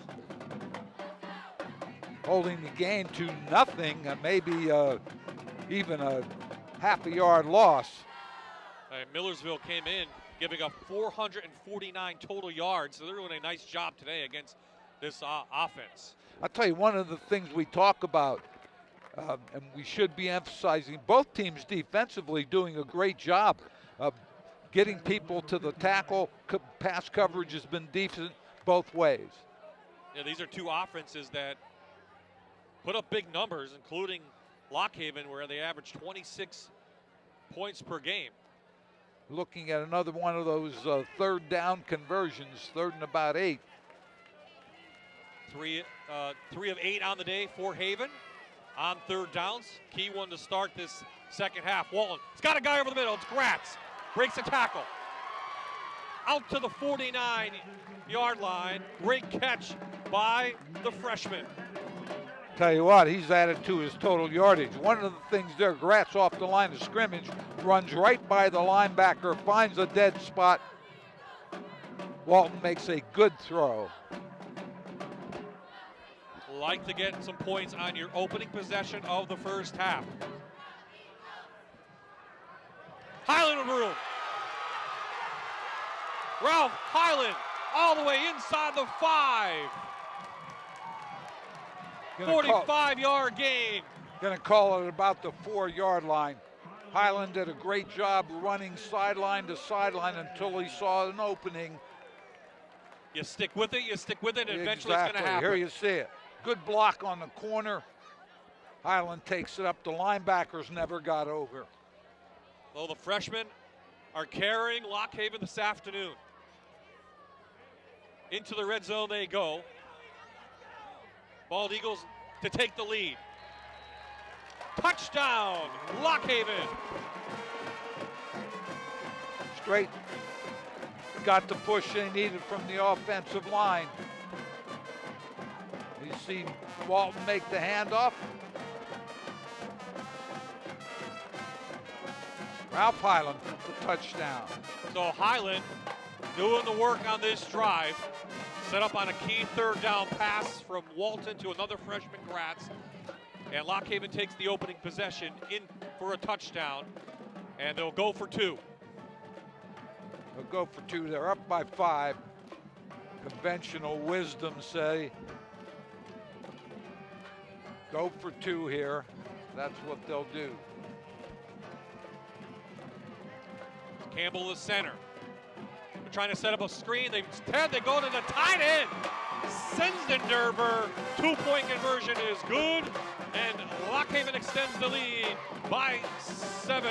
We'll take a quick timeout here. 12:59 remaining in the third. Bald Eagles with a big TD.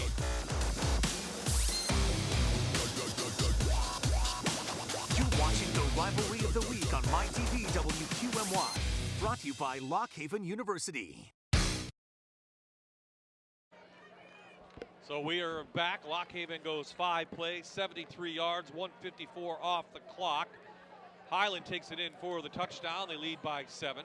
Millersville off the kickoff, has good field position up past the 40 to the 43. Here comes Stefari back on. Not big numbers, just 7 of 14 through the air, 107 yards. Done it on the ground though with 16 rushes. Here he goes again. Doing that delay, Bob, in the backfield, takes a step back, waits for that offensive line to make their blocks. Then he finds the gap, takes it up the field. He's done a great job so far. I'll tell you what, one of the things that I like about Stefari is doing a nice job managing this whole thing. And you see there he had a back leading up on a linebacker, so he picks up good yardage. There's the Millersville coach, Greg Reitbach. 4th season, as I said. Next up for Millersville, we'll go to Shippensburg. For that, they have to take care of today. Over the middle, they have a guy, it's dropped. Flag comes in. Might have just caught someone holding at the last second. I didn't see it myself. Officials don't miss much, and let's see what the call is. So that's Slanek out of Trinity, a redshirt freshman, number 87, who had the ball. Personal foul. Targeting. Defense number 29. By rule, that player is disqualified. 15 yards from the previous spot. First down. Well, we'll have to see that one again. That's Isaiah Flamer, who's going to be out of this game permanently. They're saying targeting.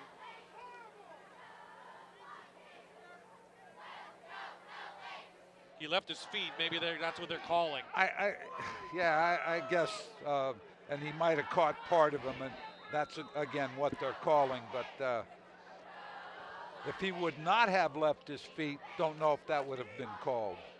So Whitfield takes his spot, a freshman, another freshman, Javon Whitfield.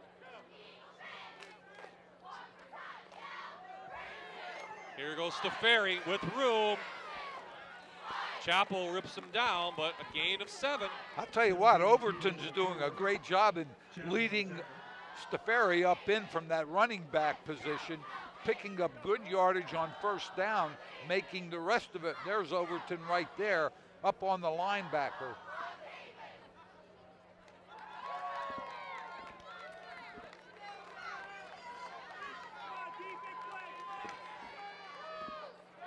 Chapel with 7 tackles on the day. Eubanks has 6 at the half. Well, here goes Marauders on another drive. Overton through the middle. Flag comes in. This is probably coming back for holding. Yeah, we He's have the taken umpire. down at the 14. Sorry, Bob. We have an umpire with the flag. That usually means we're going to have a hold on it, so we're going to take that Holding. back. Offense number 57. 10-yard penalty. Second down.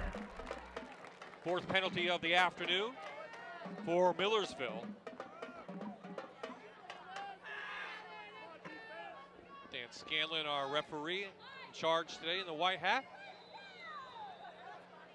So second and long on the way for the Marauders. They have a young secondary now. Does Haven with the loss of Flamer on the penalty. Ferry's been sacked 3 times. They need to get to him. He has room. Hold, another hold. Flags all over the place.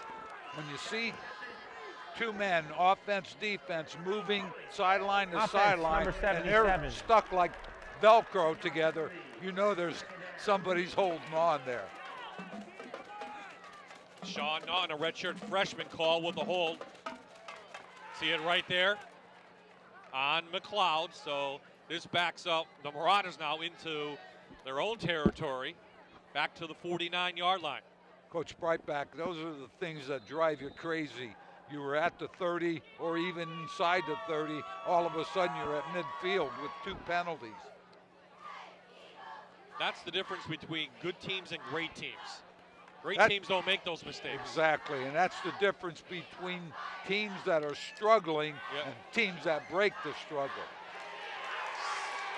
So Ferry sacked by Alan McLeod, another freshman at the 40, the 4th sack of the day for Haven. McLeod getting off the block. Great job on the sack. Manheim Township. So Lock Haven defensively, and both defenses, Lock Haven right now doing a great job pushing that Millersville offense back. It's a 3rd and forever.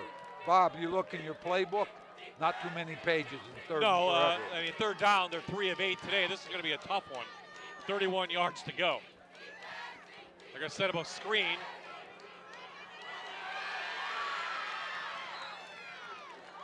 And they get it out to Gibson. Not a bad play, pick up some yardage, put the ball to 45, but we're going to look at Millersville punting it away here. So the Bald Eagles will have a chance again to go offensively. Looked very impressive when they came out of the locker room, made some adjustments, and I'll tell you what, if you're playing a zone pass defense and you have a guy like Gratz, he's free off the line of scrimmage, he's going to hurt you. Gratz and Bowie back. Gratz has it at his 10. They're going to say, I believe he put his hand up in the air. It was kind of half of a hand. They say he called for the fair catch at the 12. I thought he did too, I to did be too. very honest with you. I looked and I saw the hand, and it was kind of half in the air. I think they're going to talk about. Is that there a you go. penalty? Yeah, he put it. Now, I don't know whether he would say he was shielding his eyes, looking into the sun, but there's going to be a question from Coach Breitbach about penalty, I'm sure, because you cannot run after you field that fair catch. Low scoring game. You know, Millersville defense came in giving up 38 points, 15th in the PSAC. 15th against the pass, 7th against sacks against, and 4, excuse me. But Millersville defense pretty much has done a nice job this afternoon. Just 17 points so far given up. They're in this game. I've been involved in a few of these conversations. You're never on the same page.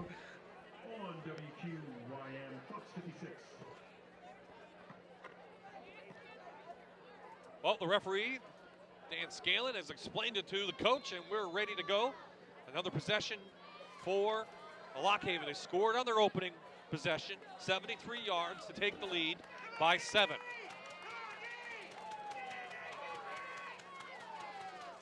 Back to the ground. Been successful. This is Highland. Highland having himself quite a day. Haven't seen much of Malik Harris. Tell you, Highland, another freshman, and you look at the freshmen on this Lock Haven team that are contributing this afternoon. You have to be impressed. Coach Tanner doing a great job recruiting and then getting them ready to play. The line doing a nice job up past the 30 to about the 31.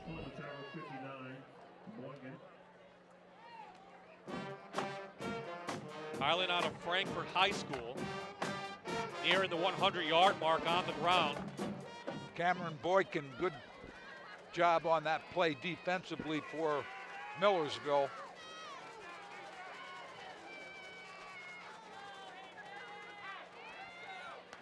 Seif at the 45. I tell you what, that was a nice catch by Seif. The ball was a little behind him on his hip. He was able to turn and make that catch. Gain of 16, a little rhythm now in for the Bald Eagles. There you see the throw, and there's the catch.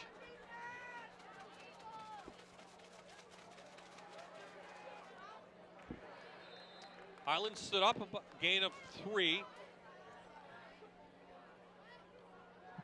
Highland on the run. Number 44, Kinzer on the Good tackle. finishing tackle there. Kinzer on the tackle, number 44 on a Penn's Manor. 6'1", 275, a junior.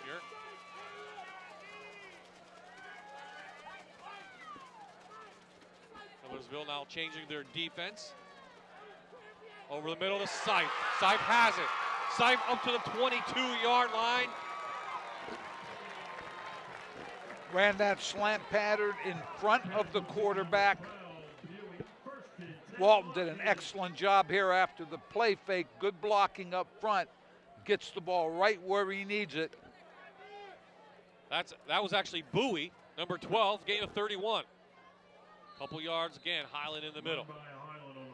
Well, I'm sorry, it was Bowie. It was, my yeah. mistake. 2 on the 12. Good route. Some receivers will take the route directly to the back and then try to go inside. Gives the defensive back a chance to cover it. That time, Bowie cut his route off. Walton put it right there. Blake Harris now next to Walton. Dropped by Gratz. Freshman mistake. Ran before he had the ball. Exactly. He wanted to go one-on-one with the defender. 3rd down coming up. Here you see the throw. And right now he's thinking, I'm going back inside. Chips to the right. Flag coming in.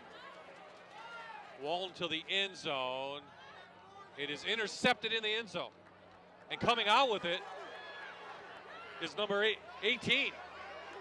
Ball is Jaleel live. Robinson. No whistle. Walton, last man, finally wraps them up at the 25-yard line. But remember, a flag down at the 20, but now there's a flag at the 35 too.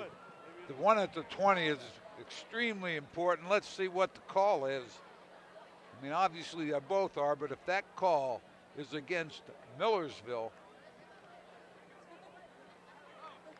then Lock Haven's going to have another shot at it. Was it illegal Offside. motion? Defense number 51. 5-yard penalty. 3rd down. Wow, that's a key penalty too. That hurts big time. You're right, Bob. A big time penalty again. So here's the interception. He almost stepped out of bounds. It really means nothing. I'll tell you what, though, great presence of mind to keep the play going because there's no whistle. Everyone kind of stopped. I thought it might have been illegal motion against Lock Haven. So 5 yards, 3rd down again, 3rd and short now. So interception doesn't count. Lock Haven back with the ball inside the 15 and another red zone opportunity.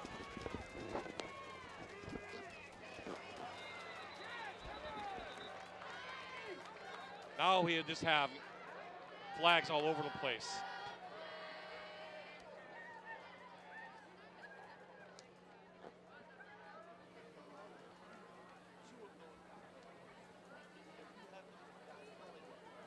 So have slowed this game down. with the referees. Referee wants an explanation, obviously, from the line judge.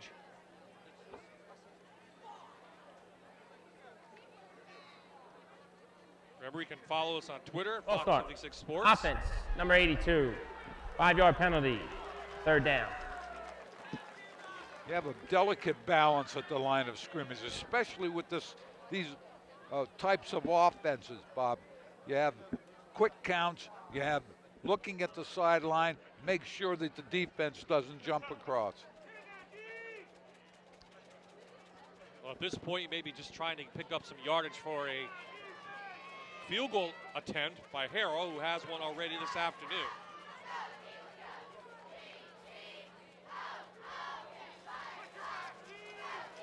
So we're back at it, 6:30 and rolling.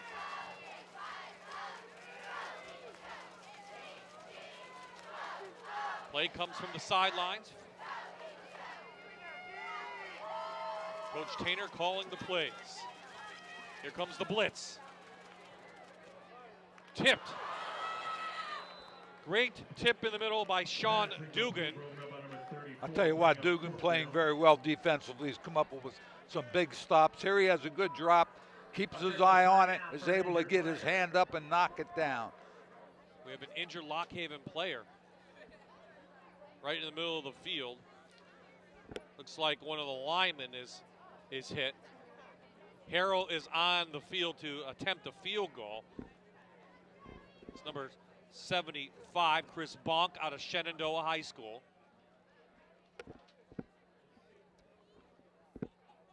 So let's go to Aaron now with another special guest. Well, Bob, we certainly hope he's okay, but in the meantime, we'll talk with another special guest here from Lock Haven. This is Warren Leach. He's an LHU alum, and you're a very familiar face around homecoming. I've seen you here the last few years, and it seems like you're always having a blast. I am. This is a place that I love, and I'm happy to get back here every chance I get. The team's doing well today, so it's always a good time, as you can tell by the atmosphere in the stands. Absolutely. Now, Lock Haven currently has about 10% minority students. What are the alumni doing to work on that and get more inclusive and more diverse? Well, I guess Lock Haven is a small town, and for people from the big cities on the opposite ends of the state, it's a little tough. So I guess our best way to find minority involvement is get people to go back to the neighborhoods that they came from, the high schools that they came from, and actually reach out to those kids and tell them what a wonderful experience they had here at Lock Haven. I think that is the easiest way. And then the second way is once the kids get here, foster a relationship between alums and undergrads so that they know that they're supported and they're not here alone, you know? Yeah, absolutely. And when you were here, I know your fraternity was a big part of your life here. Tell me about the fraternities and sororities here and what they add to student life.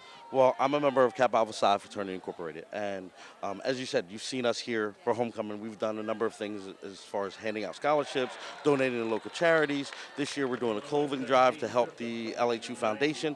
The fraternity and sorority life, whether white, whether black, is one of those things that kind of builds bonds of friendship and loyalty. And some of these guys, my quarterback just got inducted into the Gridiron Greats. So these are things that you come back for.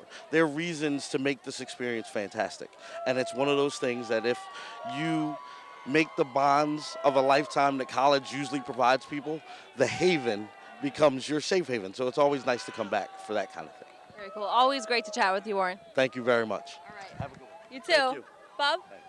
Thank you, guys. Back to the field. It's the ferry out to the 35-yard line. As you saw, Lock Haven field goal was blocked by Millersville. That negated an 8-play, 69-yard drive. Here you look at it again. Off the corner, Abro makes the block. Great job, very quick off the ball. Usually it's tough to make the field goal block or extra point block from off the corner. Long way to go, but he got a great jump. So here we go, another third down opportunity. This time it's for Millersville. Lock Haven trying to get off the field. Ferry, throws it out of bounds. So Millersville will be forced to punt. You know what, that simple play right there, as simple as it seems, he's throwing out of bounds. He's learning how to do that as a freshman. And you don't want to take the hit. But again, Lock Haven defensively, Bob, comes up very big. So Gratz and Bowie back at the 25. Stall in again to punt.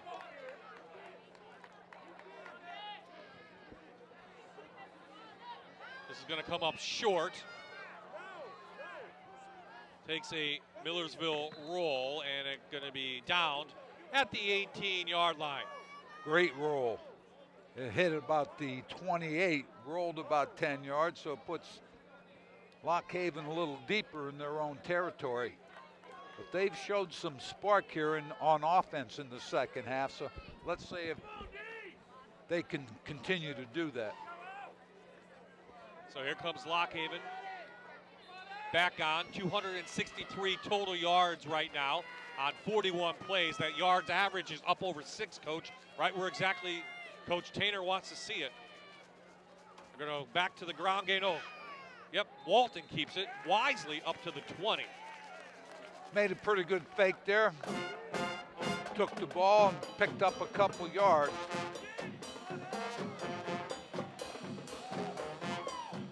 Millersville owned the first quarter. Lock Haven came back. They were trailed by 1 at the break. They put up the only touchdown here in the third. They lead by 7. Picked off. Santos, second one of the day. And Millersville's going to have it with excellent field position at the 28. I'll tell you what, that is great anticipation. Excellent job. Stepping in front of that. Makes the interception. The senior out of Notre Dame, Green Pond in the Lehigh Valley area, has a big interception, and he's, I think he doesn't, he feels maybe his leg is after the tackle. He limped off, lays on the ground, but he gives his team excellent field position to tie this game up.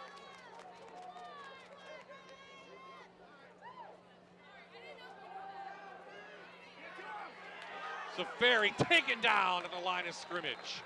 Maybe about a yard lost, and will go as a sack. Ferry wanted to get it down the field. Lock Haven defensively. Chappell in on that tackle. Coverage sack. Excellent job by the secondary. We talked about a lot of freshmen playing back there for the Bald Eagles. Chappell piling up the tackles and tackles for loss.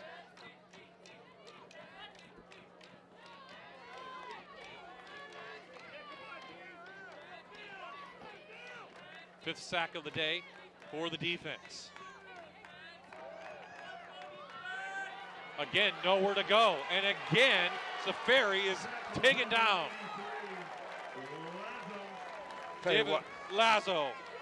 Lazo, the defense altogether, stepping up very well for the Bald Eagles at this point. They have, I think, played an excellent football game. Secondary again with great coverage. Sixth sack of the day. They came in giving up 40. So 46 sacks on the season for Millersville, 3rd and long. 3 of 10 on the afternoon. They get it out in the flat, up to the 20, going to be short of a first down. That's Christian Kemp, redshirt freshman. Will force I'll tell you, a smart play by the defensive back. Couldn't get a number, but ran into him, but took his hands off immediately rather than follow through with that. Forces a 4th down for the Marauders. They're going to leave the field goal kicker on the sidelines. They're going to go for it. On the year, 7 of 14 for the Marauders on 4th down. Here comes the rush. The Ferry can run if he wants, and he's going to have a first down inside the red zone to the 17. I'll tell you what, the fall forward gave him the first down. Inside opened up, caused the rush to go wide, makes a move right there. They're going to measure it, Coach. I think And it's I'll going to tell be you close. what, it's going to be close. Yep. As I said, the fall forward by Staferi might have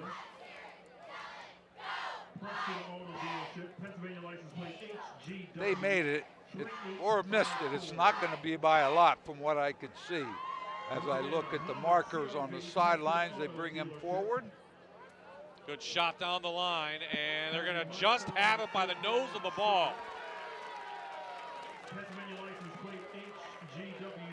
So Staferi's legs keep Millersville offense moving again. His net yards are going to show minus, but he's had some key runs. So back into the red zone go the Marauders.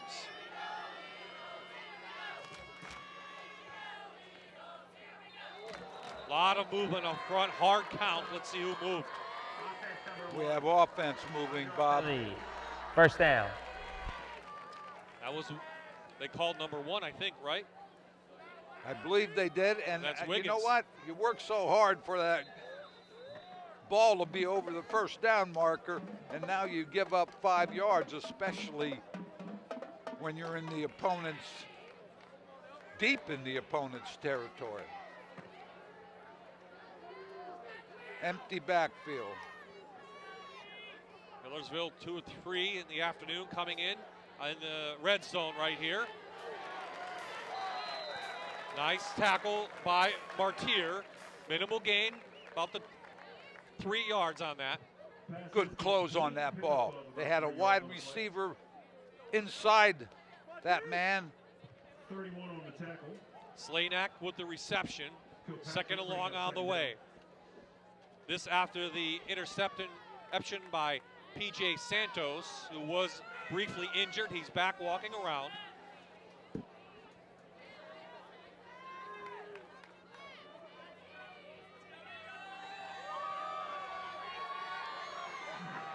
Flags all over the place as the ferry takes off to the end zone. It is a touchdown, but I think this is coming back. It is holding against Millersville. I don't think there's any doubt about it. Offense number 77. I think we had 10-yard referee and the second down over. Umpire making the call. So Staferi again doing what he does best, but to no avail because it will be second and about 20. First half, it was Lockhaven who had the key penalties at bad times.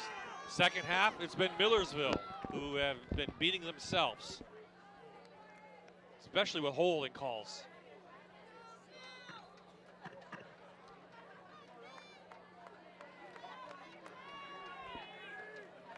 Could be the last play of the third quarter.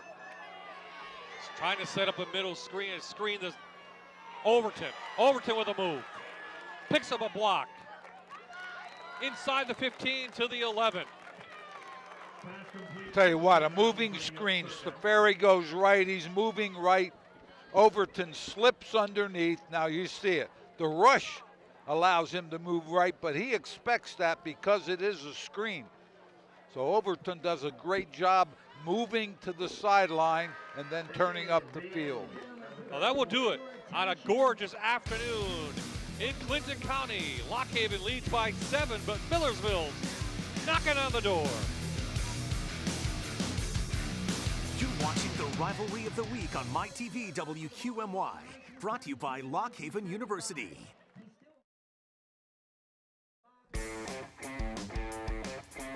Halloween's right around the corner. Lockhaven University trying to win on homecoming for the 3rd year in a row. Welcome back to Hubert Jack Stadium, everyone. Bob Ide, Coach Joe DeMelfi, and Aaron Dugan. Glad you could join us for Pennsylvania State Athletic Conference football. It's been a very exciting game so far. Lockhaven with the only touchdown of the third quarter leads by 7, but Millersville's on a 6-play drive after an interception at 17 yards, and they've converted a couple third downs already. This is a 3rd and 3 from the 11. Option. I'll tell you what, excellent job defensively getting over on the option back. Stafari quick, took it out, made the pitch, gave the defense time to look at that. And right there you see it on the corner, Chappell. Tyrone Gibson took the hand off. He's a sophomore out of Bishop McDevitt out of the Harrisburg area. Here we go, 4th down again. Another 4th down opportunity for Millersville. Right through the gut, Overton to the 5. 1st and goal, Millersville. I'll tell you, that offensive line right side did what they had to do. They had a very, very good push there. If you're going to see this again, we're blocking down, pulling a backside guard. He got too wide, but the gap was open inside. Pick up that 1st down. 1st and goal from the 6.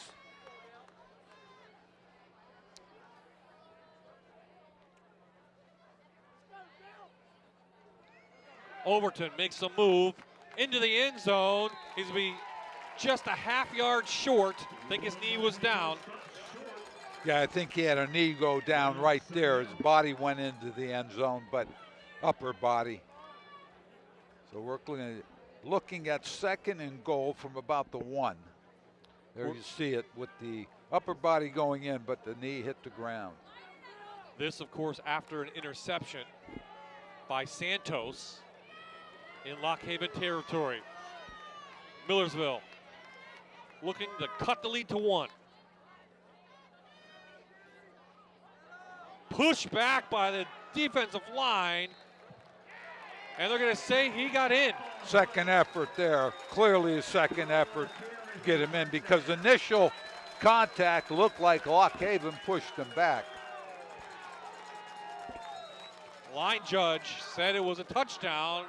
Stafari takes it in, his 2nd one of the afternoon. Here comes the extra point team. There you see the touchdown play. Right there, the second effort, and he puts the ball over, but he was, body-wise, looked like he might have been a little short, but got the ball over the plane of the goal line. Stall in for the tie, and they do. So Millersville converts the interception into a touchdown, and we are tied here at Lock Haven.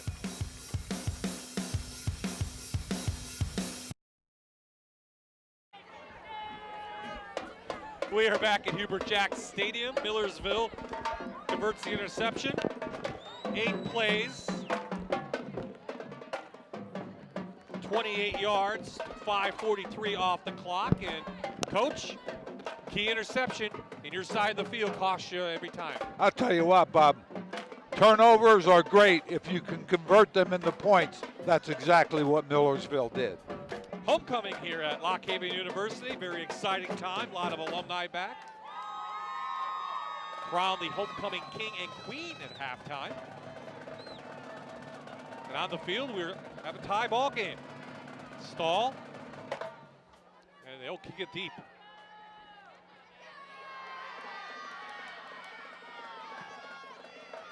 Harris up to about the 25-yard line. Here comes Caleb Walton and company. Let's see if they're going to stick it on the ground. Coach did a nice job today on the ground, has Lock Haven.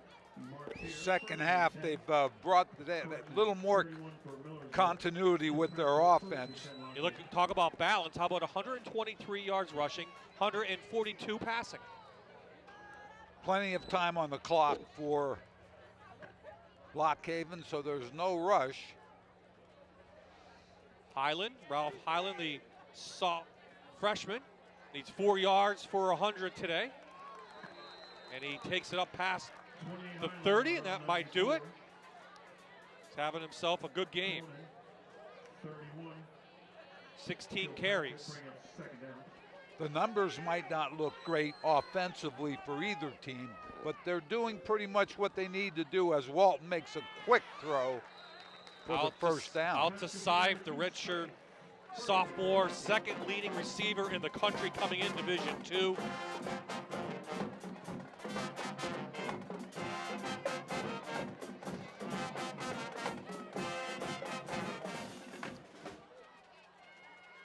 course, Seif is a redshirt senior. Highland, ridden down by Fawnin out of Binghamton, New York. Here comes Highland, 17 carries now, 103 yards. I'll tell you what you want from your offense and your quarterback here. You want to move the ball, but you want to control the football. Don't let it out on the ground. They get it out. And this is Kaif Williams down the sideline to the 20, inside to the 19. I said before, one of the trademarks of this type of offense, get it outside one-on-one with a defensive back, see if they can slip the tackle, and that's exactly what happened. There's the throw. Defensive back tried to get up on the receiver very quickly. 38 yards, another freshman who makes a catch.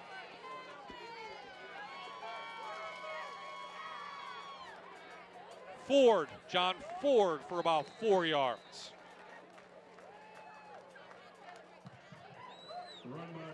Giving Highland a break. Haven't seen Malik Harris. Not in the backfield, no. As much as we thought we would. Highland and Ford have been doing the running. Well, if anything, this gives the defense a time to rest. Nice long drive. Already in field goal range. Out to Seif, minimal gain, but it comes up 3rd and 1, maybe 2. Walton throwing the ball much better in the second half, Bob. He, as we take a look right here, throws it exactly where it needs to be, down and away from the D-back. Lock Haven 2 of 3 in the red zone this afternoon, trying to convert one more time.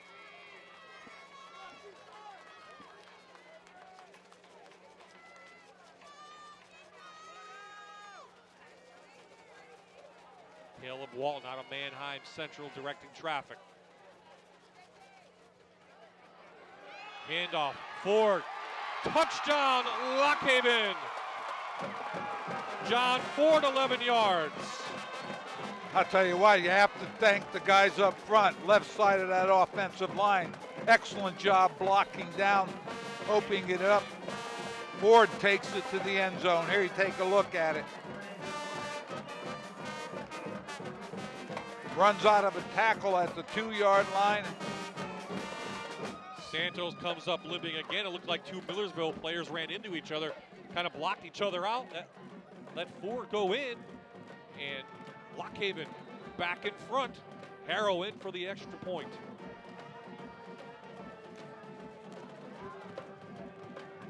Hits the upright. He's no good. His second miss of the day. Let's see if that comes back to haunt him. He has struggled on PATs this year. Usually you hook it left when you try to put too much on it, and that's exactly what happened. Here's what the Marauders have faced this season. 1-5 coming in. Very good teams in Kutztown, Bloomsburg, East Stroudsburg. Of course, Coach mentioned they started with a win at Pace, and they come up with, next week they'll be on the road at Cheney, in a couple weeks. They'll actually be home to Shippensburg next week. They have Westchester and Gannon to end the season. Now we're looking at a 6-point spread. You'd hope that doesn't come back to haunt the Bald Eagles. Mingo and Gibson back to receive at their 10. Harrow tees it up. He's out of Palmyra High School, the freshman kicker.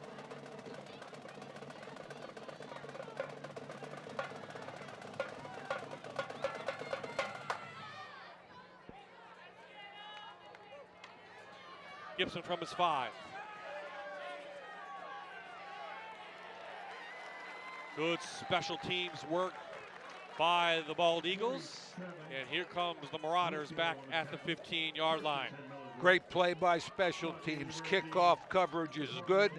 Now you have a team that's down 6, 10 minutes left in the ball game, Bob. But they're going to have to go quite a ways, maybe run a lot of plays to do what they have to do is score a touchdown. Always a chance for mistake. And defensively, Lock Haven's been playing very well. They'll go right to the air. Stafari breaks out in the open. Positive yardage of about 7. 56 rushing yards for Millersville, 156 through the air. Stafari looking down the field, wanted to make the throw, had some pressure right side. But again, we talked all game about his running ability. He picks up about 6 on that scramble.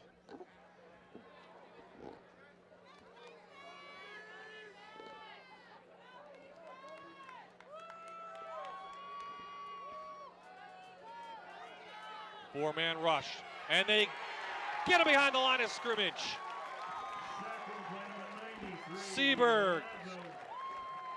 Lazo with a sack. Lazo, great job. Chappell coming off the corner. You're going to see it here. Running back just misses him, but Lazo gets the inside on the offensive blocker. Takes Stafari down. Big play by that defense. Brings up 3rd and long. Marauders 3 of 12 on the afternoon on 3rd down. Third down, Blue Eagle fans, let's make some noise.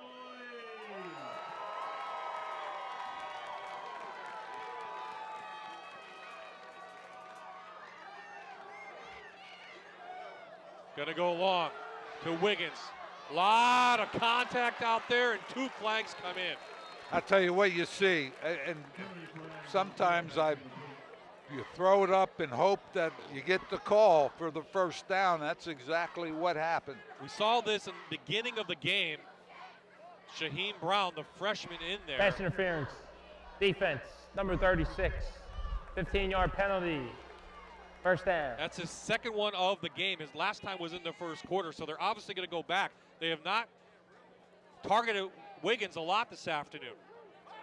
There you see Stafari dropping back, making the throw. Defensive back, you see it right there. Receiver behind you, you have to go up. And you're not looking at the ball as a defender. You're going to be most of the time called for that. Wiggins, 10th in the PAC in receiving. He has not caught a ball this afternoon. But after the penalty, brings him a first down. Now, the thing about college, it's a 15-yard penalty, right? Exactly. It's not at the side of the ball. Here, look at it again. Stafari trying to turn up. Good job by the defense again.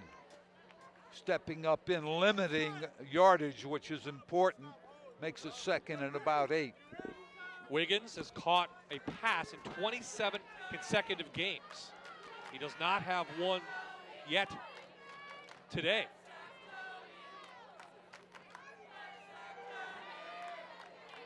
They're going to go to the other side. It goes incomplete. That was intended for the redshirt freshman, Christian Kemp. Kemp running the route. Stafari throws it inside. Had pretty good coverage there as he makes the fake to the right side, steps back, makes the throw. There's a good example of being in good position as a defensive back. Receiver couldn't break on the ball. Defender doing a nice job. 3rd down for the Marauders.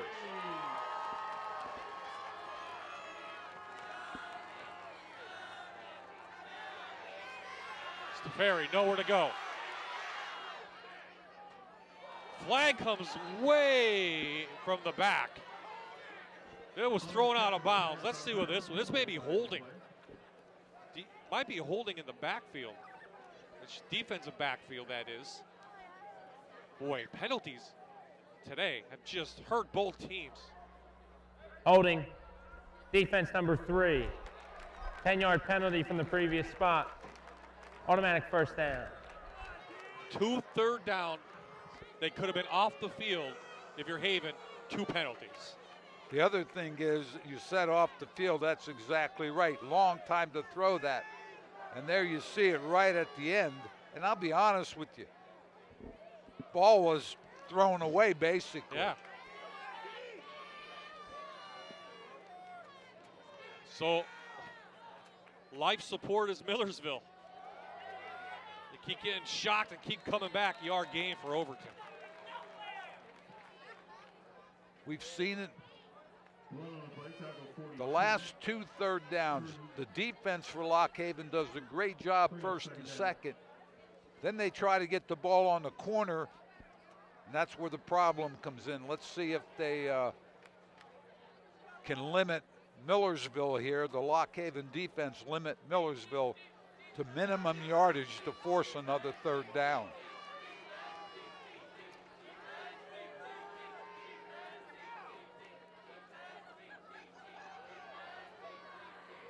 There's to Wiggins, 28 consecutive games with a catch. Up close to a 1st down inside Haven territory. That pass was thrown short, 8 or 9 yard stop pattern. The defensive back does an excellent job breaking on it. But I'll tell you what, why the catch was made, because of the respect shown to Wiggins. Don't let him get behind you.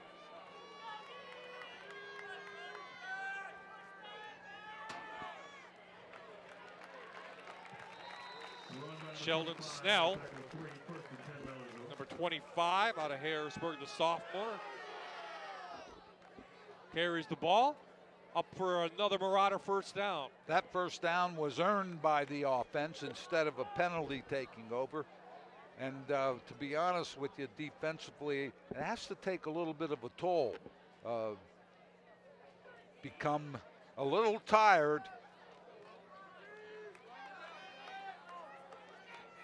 Well, the defense is used to being on the field a lot if you're Lock Haven.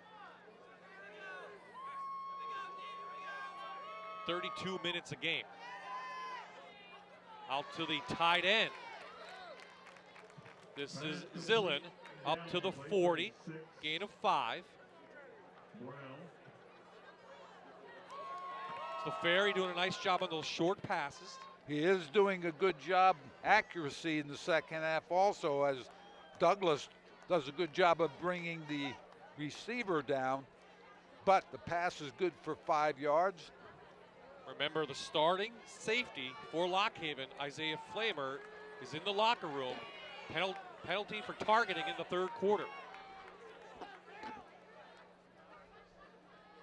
Here comes the inside blitz. And this is intercepted. And just as I say, Flamer's in the locker room, his backup, Whitfield, the freshman, comes up with a big INT. I'll tell you what, excellent job.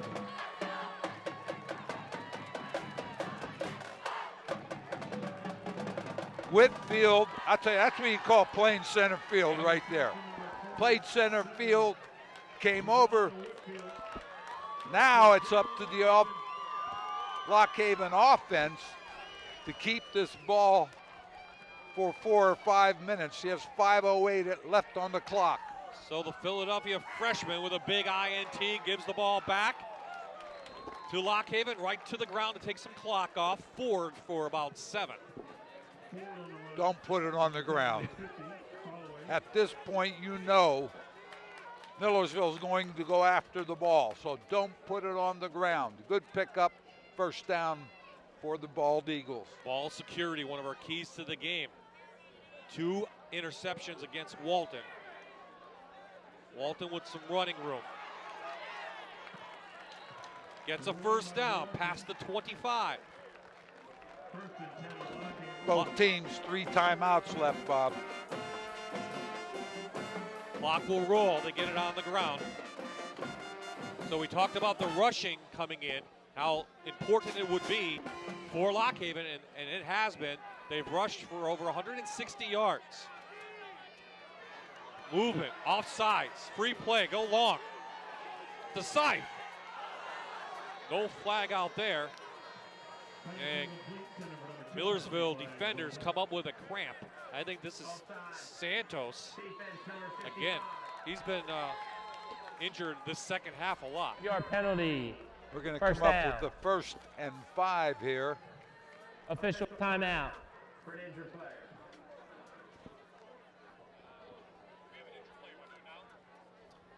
Okay, Aaron Dugan has another special guest. Aaron? Bob, we have our final special guest of the day. This is Joe Kohler. He's an LHU alum and the former president of the Alumni Association, just stepped down in June. Thank you so much for joining us. Oh, I'm glad to be here. Thanks, Aaron. So as we can see in the crowd, you're 30,000 strong. You have so many alumni helping you out. Why is it so important to the university? Well, we feel the alumni is the cornerstone to the success of the university and the students themselves. Well, there are many examples of alumni supporting the university and the students, staff, and teachers. And in fact, that's built lasting friendships through generations. In fact, class year generations. And on a personal note, I know you were just telling me you met your wife here. That's such a nice story. We did. I'm a graduate in '84 and Terry graduated in '85. And we're both band members. You can hear the band, I'm sure, in the background. So we really rally behind them, and we started a family here, basically. That's very nice. How about some ways that alumni can help the university, both monetarily and non-monetarily? Sure. The financial ways would be the alumni could endow a scholarship or consider the university as a benefactor when doing estate planning. A lot of people don't really realize or think of that when they're donating. They might not be able to donate now, but in the future they could. Non-financial ways could be to consider sponsoring a student at an internship at your place of work. The university has a career closet that they had established some time ago. So alumni or friends of Lock Haven could go ahead and donate gently used business attire, men's and women's business attire, and the students utilize that to go ahead and do interviews, student teaching, public speaking. Most of all, the university appreciates anything that alumni can offer. That's great. Thanks so much. Sure. Thank you. Hey, Bob. Haven's got that running game working inside the 35 to the 32. John Ford, the offensive line coach, taking over. I'll tell you what, doing a great job. Ford takes it up the field, running hard, but the offensive line, used to love to tell our offensive line, it's your game from here on in. That's exactly what's happening with Lock Haven at this point. 198 yards on the ground. They come in averaging just over 105. They've taken 3 minutes off the clock since their first possession. Highland with 104 yards, 61 for Ford. This is Walton. It was time for Walton to keep. He's been giving. He picks up a couple. But now we're going to have Millersville using their first timeout. And that they do. So the ball's at the 26. Here we see it, Walton again. If you're in the defensive huddle, Bob, you're hearing, let's go after the ball, tackle the football. You have to take a chance now to get us. We can't, if we let them score, we're looking at a 2-score game. Now we're in trouble. So let's try to create the turnover. You know they're probably not going to get it up in the air. So let's go after the ball in our tackling. Try to strip the ball carrier. So tonight, Pennsylvania State Athletic Conference football continues right here on WQMY. Kutztown University taking on the Warriors from East Stroudsburg. That'll be live at 7 o'clock. And then our Fox 56 sports crew gets back to high school football next week, back up in Lackawanna County. And we'll end the year in Bradford County, the big rivalry, Wyalusing and Tawana, October 28th. So tonight, Kutztown East Stroudsburg at 7 o'clock. Tune in for that. The American Sports Network down in Monroe County will bring you that game. But right now, Lock Haven looking for their second win of the season, the third in a row on homecoming.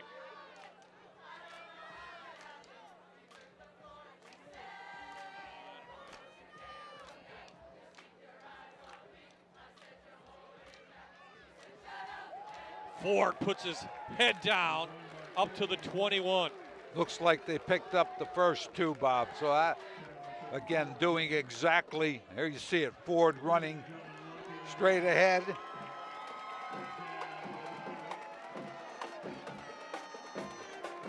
Dugan again stepping up. He has played a nice game for Millersville in that linebacker position. Inside 2 minutes to play. Walton now will take this clock down to at least 3 seconds on the play clock. We're under 90 seconds now in the game.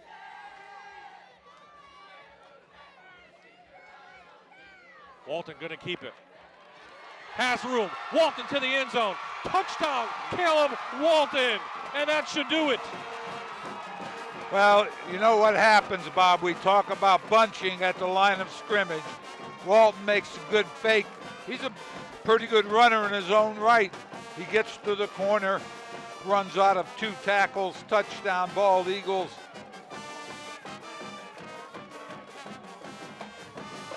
Here you see it again. Job. Yes, Caleb Walton. We said he could run. Ran out of that tackle. Turns inside. Nice run by the senior.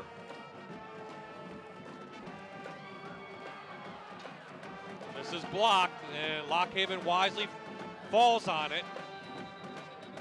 I know one thing they'll be working on this week, Lockhaven, is that kicking game. So Lockhaven extends their lead now 29-17. At one point, Millersville led 10-0. Caleb Walton, in his last homecoming game here at Hubert Jack Stadium, has sealed this one, I think, for the Bald Eagles. Win number 2 on the season. A lot of hugs on the sideline. He didn't break the touchdown record for for touchdown catches. I should say passes, touchdown passes in a career, but I'm sure he'll break that by the end of the season. He needed 2 coming in. I think he's more happy with the win. So here's what Lockhaven has dealt with. Next week at Kutztown, they're going to be very tough. Bloomsburg, Strasburg, and Mercyhurst. I'll tell you what, they're going to be a tough team to play. They're not going to be an easy out, believe me. They got some confidence in themselves. Their offensive line performed very well in the 4th quarter here, all game long, really, and that is shown by the rushing statistic.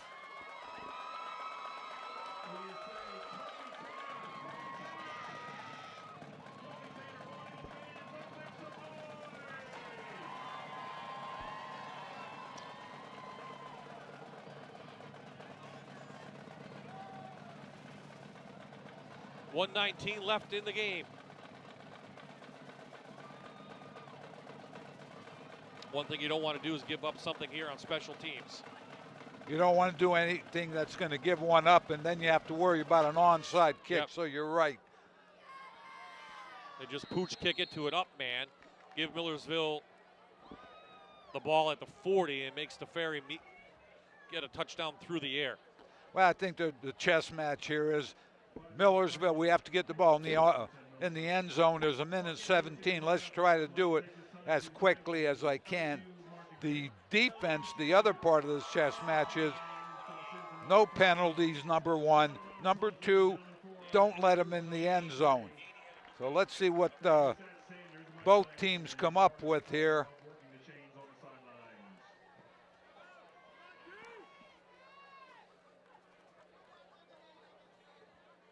So the Marauders need a touchdown and an onside kick. And they get to the quarterback one more time. 7th sack of the day. This time, Brandon Clements. Clements did a great job getting off the block. Right there, 68 at the top of your screen. He does a great job coming back inside. Bad snap. Goes down and is another sack. Timeout on the field. I think this one called by Millersville. They have one left, Bob, here. 49.7 seconds left in the ball game. So Lockhaven looking like 2 in a row after the big win over Cheney. And as I said, playing well, both sides of the ball. Little misfiring in the first half for Lock Haven with their offense. Defense played very well the entire ball game. Coach, second half, 184 yards rushing for Lock Haven. And you look at a high tempo offense, and the way the offenses are set up today, you think pass, pass, pass. But 230 yards on the ground, Coach will take that every time. He really beat up Millersville defense. And the other thing is the offensive line. We've talked about them for Lock Haven. They played very, very well. They have some freshmen in there. They have some underclassmen. Looks like Coach Tanner has them starting to move in the right direction. Well, they definitely have something to build on with the freshmen, right? Some talented freshmen. They have a quarterback, Cameron Tobias, a redshirt sophomore, number 14, who started last week. They have a late flag. Looked strong in the pregame. Number 14 out of Penns Valley. He'll probably be the heir apparent to Walton. We know they have Gratz and Bowie coming back. Sykes will be gone. Pritchard will be gone on offense, but you have Williams and Zimmerman in there, and you have those two running backs, Highland and Ford, to play off of. Exactly. And a young offensive line, no seniors. Defense, number 10. 15-yard penalty. Well, first down. This will not make Coach happy. Penalties have hurt today. That's the 11th penalty on Lock Haven. In fact, when you go to the film room and you talk about it, you can emphasize that they really could have turned the game around. Yep. Well, they held Wilkins to, I believe, one reception. Yeah, for 8 yards. He did cause a couple of pass interferences, though. But overall, Lock Haven's defense not played bad. Only 7 points given up in the second half. They're going to go long to Wiggins, and Stafari can't hit him in stride. I think if you're a defensive back at this point, if the receiver starts, if he releases outside of you, you got to start running with him right now. And because they're going for the end zone with 40 seconds left and down by 12 points. 30th meeting all time. Lock Haven with the win today will take that 20th win overall against the Marauders. The other thing offensively, Bob, here is throw the ball underneath, tell the receiver, get what he can, then get out of bounds to stop the clock. Stafari's just going to run for it. He's going to shoot for the out of bounds. Martier pushed him out. Clock will stop. Third down on the way. Martier, good hustle over. Forces Stafari out. So a defense that came in giving up 449 total yards and 35 points. Looks like they're going to hold Millersville down. Right now, just 224 total yards. 32 seconds left in this one. 8 sacks. Over the middle. Nice catch. Oh, in and out of his hands. Thought he had it. That was Kemp. Couldn't maintain possession. Not a bad throw by Stafari. Just couldn't hold on going down. So, fourth down. Need to convert this. You have to like the way Lock Haven responded, down early 10-0. Came back. Then they've outscored them 29-7 the rest of the way. Coach Tainer sticking to the running game. Big afternoon. The fourth down play goes interception, and that will do it. 22 seconds remaining. All Haven has to do is take it in, and it's win number 2 on the season. I'll tell you what I'm impressed with Lock Haven is they did a great job on the offensive line. And I'll be honest with Bob, defense kept them in the ball game. Yeah. As much as you talk about offense, you have to play defense. Even in arena football, we used to say, you got to make a stop sometimes. Great job by Lock Haven defensively and offensively. And special teams. I mean, Harrell missed a couple PATs. He did have a field goal, and Gratz took a 98-yarder back. That was the first score of the game. That was huge. So, boy, they can build on that. Gratz, he's a weapon on special teams. There's no doubt. Special teams running game, very good. Defense catches up. Lock Haven will be back in business. Coach Tainer picks up another win here at Lock Haven, and that will do it. The final score, Lock Haven University 29, Millersville 17. When we return, Aaron Dugan will talk to the players of the game, and hopefully Coach Tainer, big win for Haven on homecoming.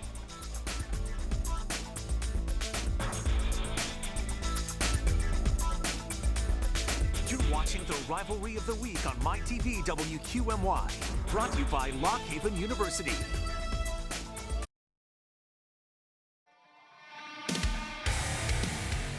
Happy homecoming for Lock Haven, their third straight win on this special day. And it'll be a big night in the town of Lock Haven tonight. Welcome back to Hubert Jack Stadium, everyone. Lock Haven picks up win number 2 on the season. They beat Millersville 29-17. Coach, 228 yards rushing, 423 total yards. Lock Haven dominated that second half. I'll tell you what, I know the offensive line coach for Lock Haven's going to be happy. Excellent job by them. They had to control the last 5 minutes of the ball game. Did that. Excellent job. Defensively, they played very well. They might be young, but they're talented. They certainly are. We talked about Coach Tainer yesterday. We talked to him by phone. He said they're stepping up and they're learning the system and doing well. Gratz with a big 98-yard kickoff return. Highland with 104 total yards. And you mentioned the offensive line, young up front. And when you have those younger players buying in, they have recruits come on campus. They're enthusiastic about the program and go a long way. Yeah, it might not happen this year, but it's definitely a bright future. And Aaron's Dugan down on the field with 2 very special guests. Aaron? Absolutely, Bob. Our players of the game, Ralph Highland, Caleb Walton. Ralph, we'll start with you first. How are you feeling? I'm all right. I'm a little shoulder separation, but I'll be back soon. Talk to me about the beginning of that game and running the ball and what your line did for you. Well, it's all about execution. My line executed, and I just read the holes. I wouldn't be able to do it without my line. Definitely a good balance offensively today, running and on the ground. What did you like about that? I like how we could do both. Like, we could run the ball and we could pass, so it makes it hard for teams because they always got to worry about something. What do you want to take from this win today, just hearing Coach talk, no distractions, he's saying. What do you want to take from this going on? Well, I just want my team to come out like this every week so we could continue getting W's. All right, go take care of that arm. Okay, thank you. And Caleb, your last homecoming game, what does this win mean to you today? And what you said with Ralph, what do you take away from this game? Just a lot of confidence for our young guys. Some of the older guys, myself and all the other seniors, we've been here and been in a lot of tough games. So, with us, tight games don't really razzle us.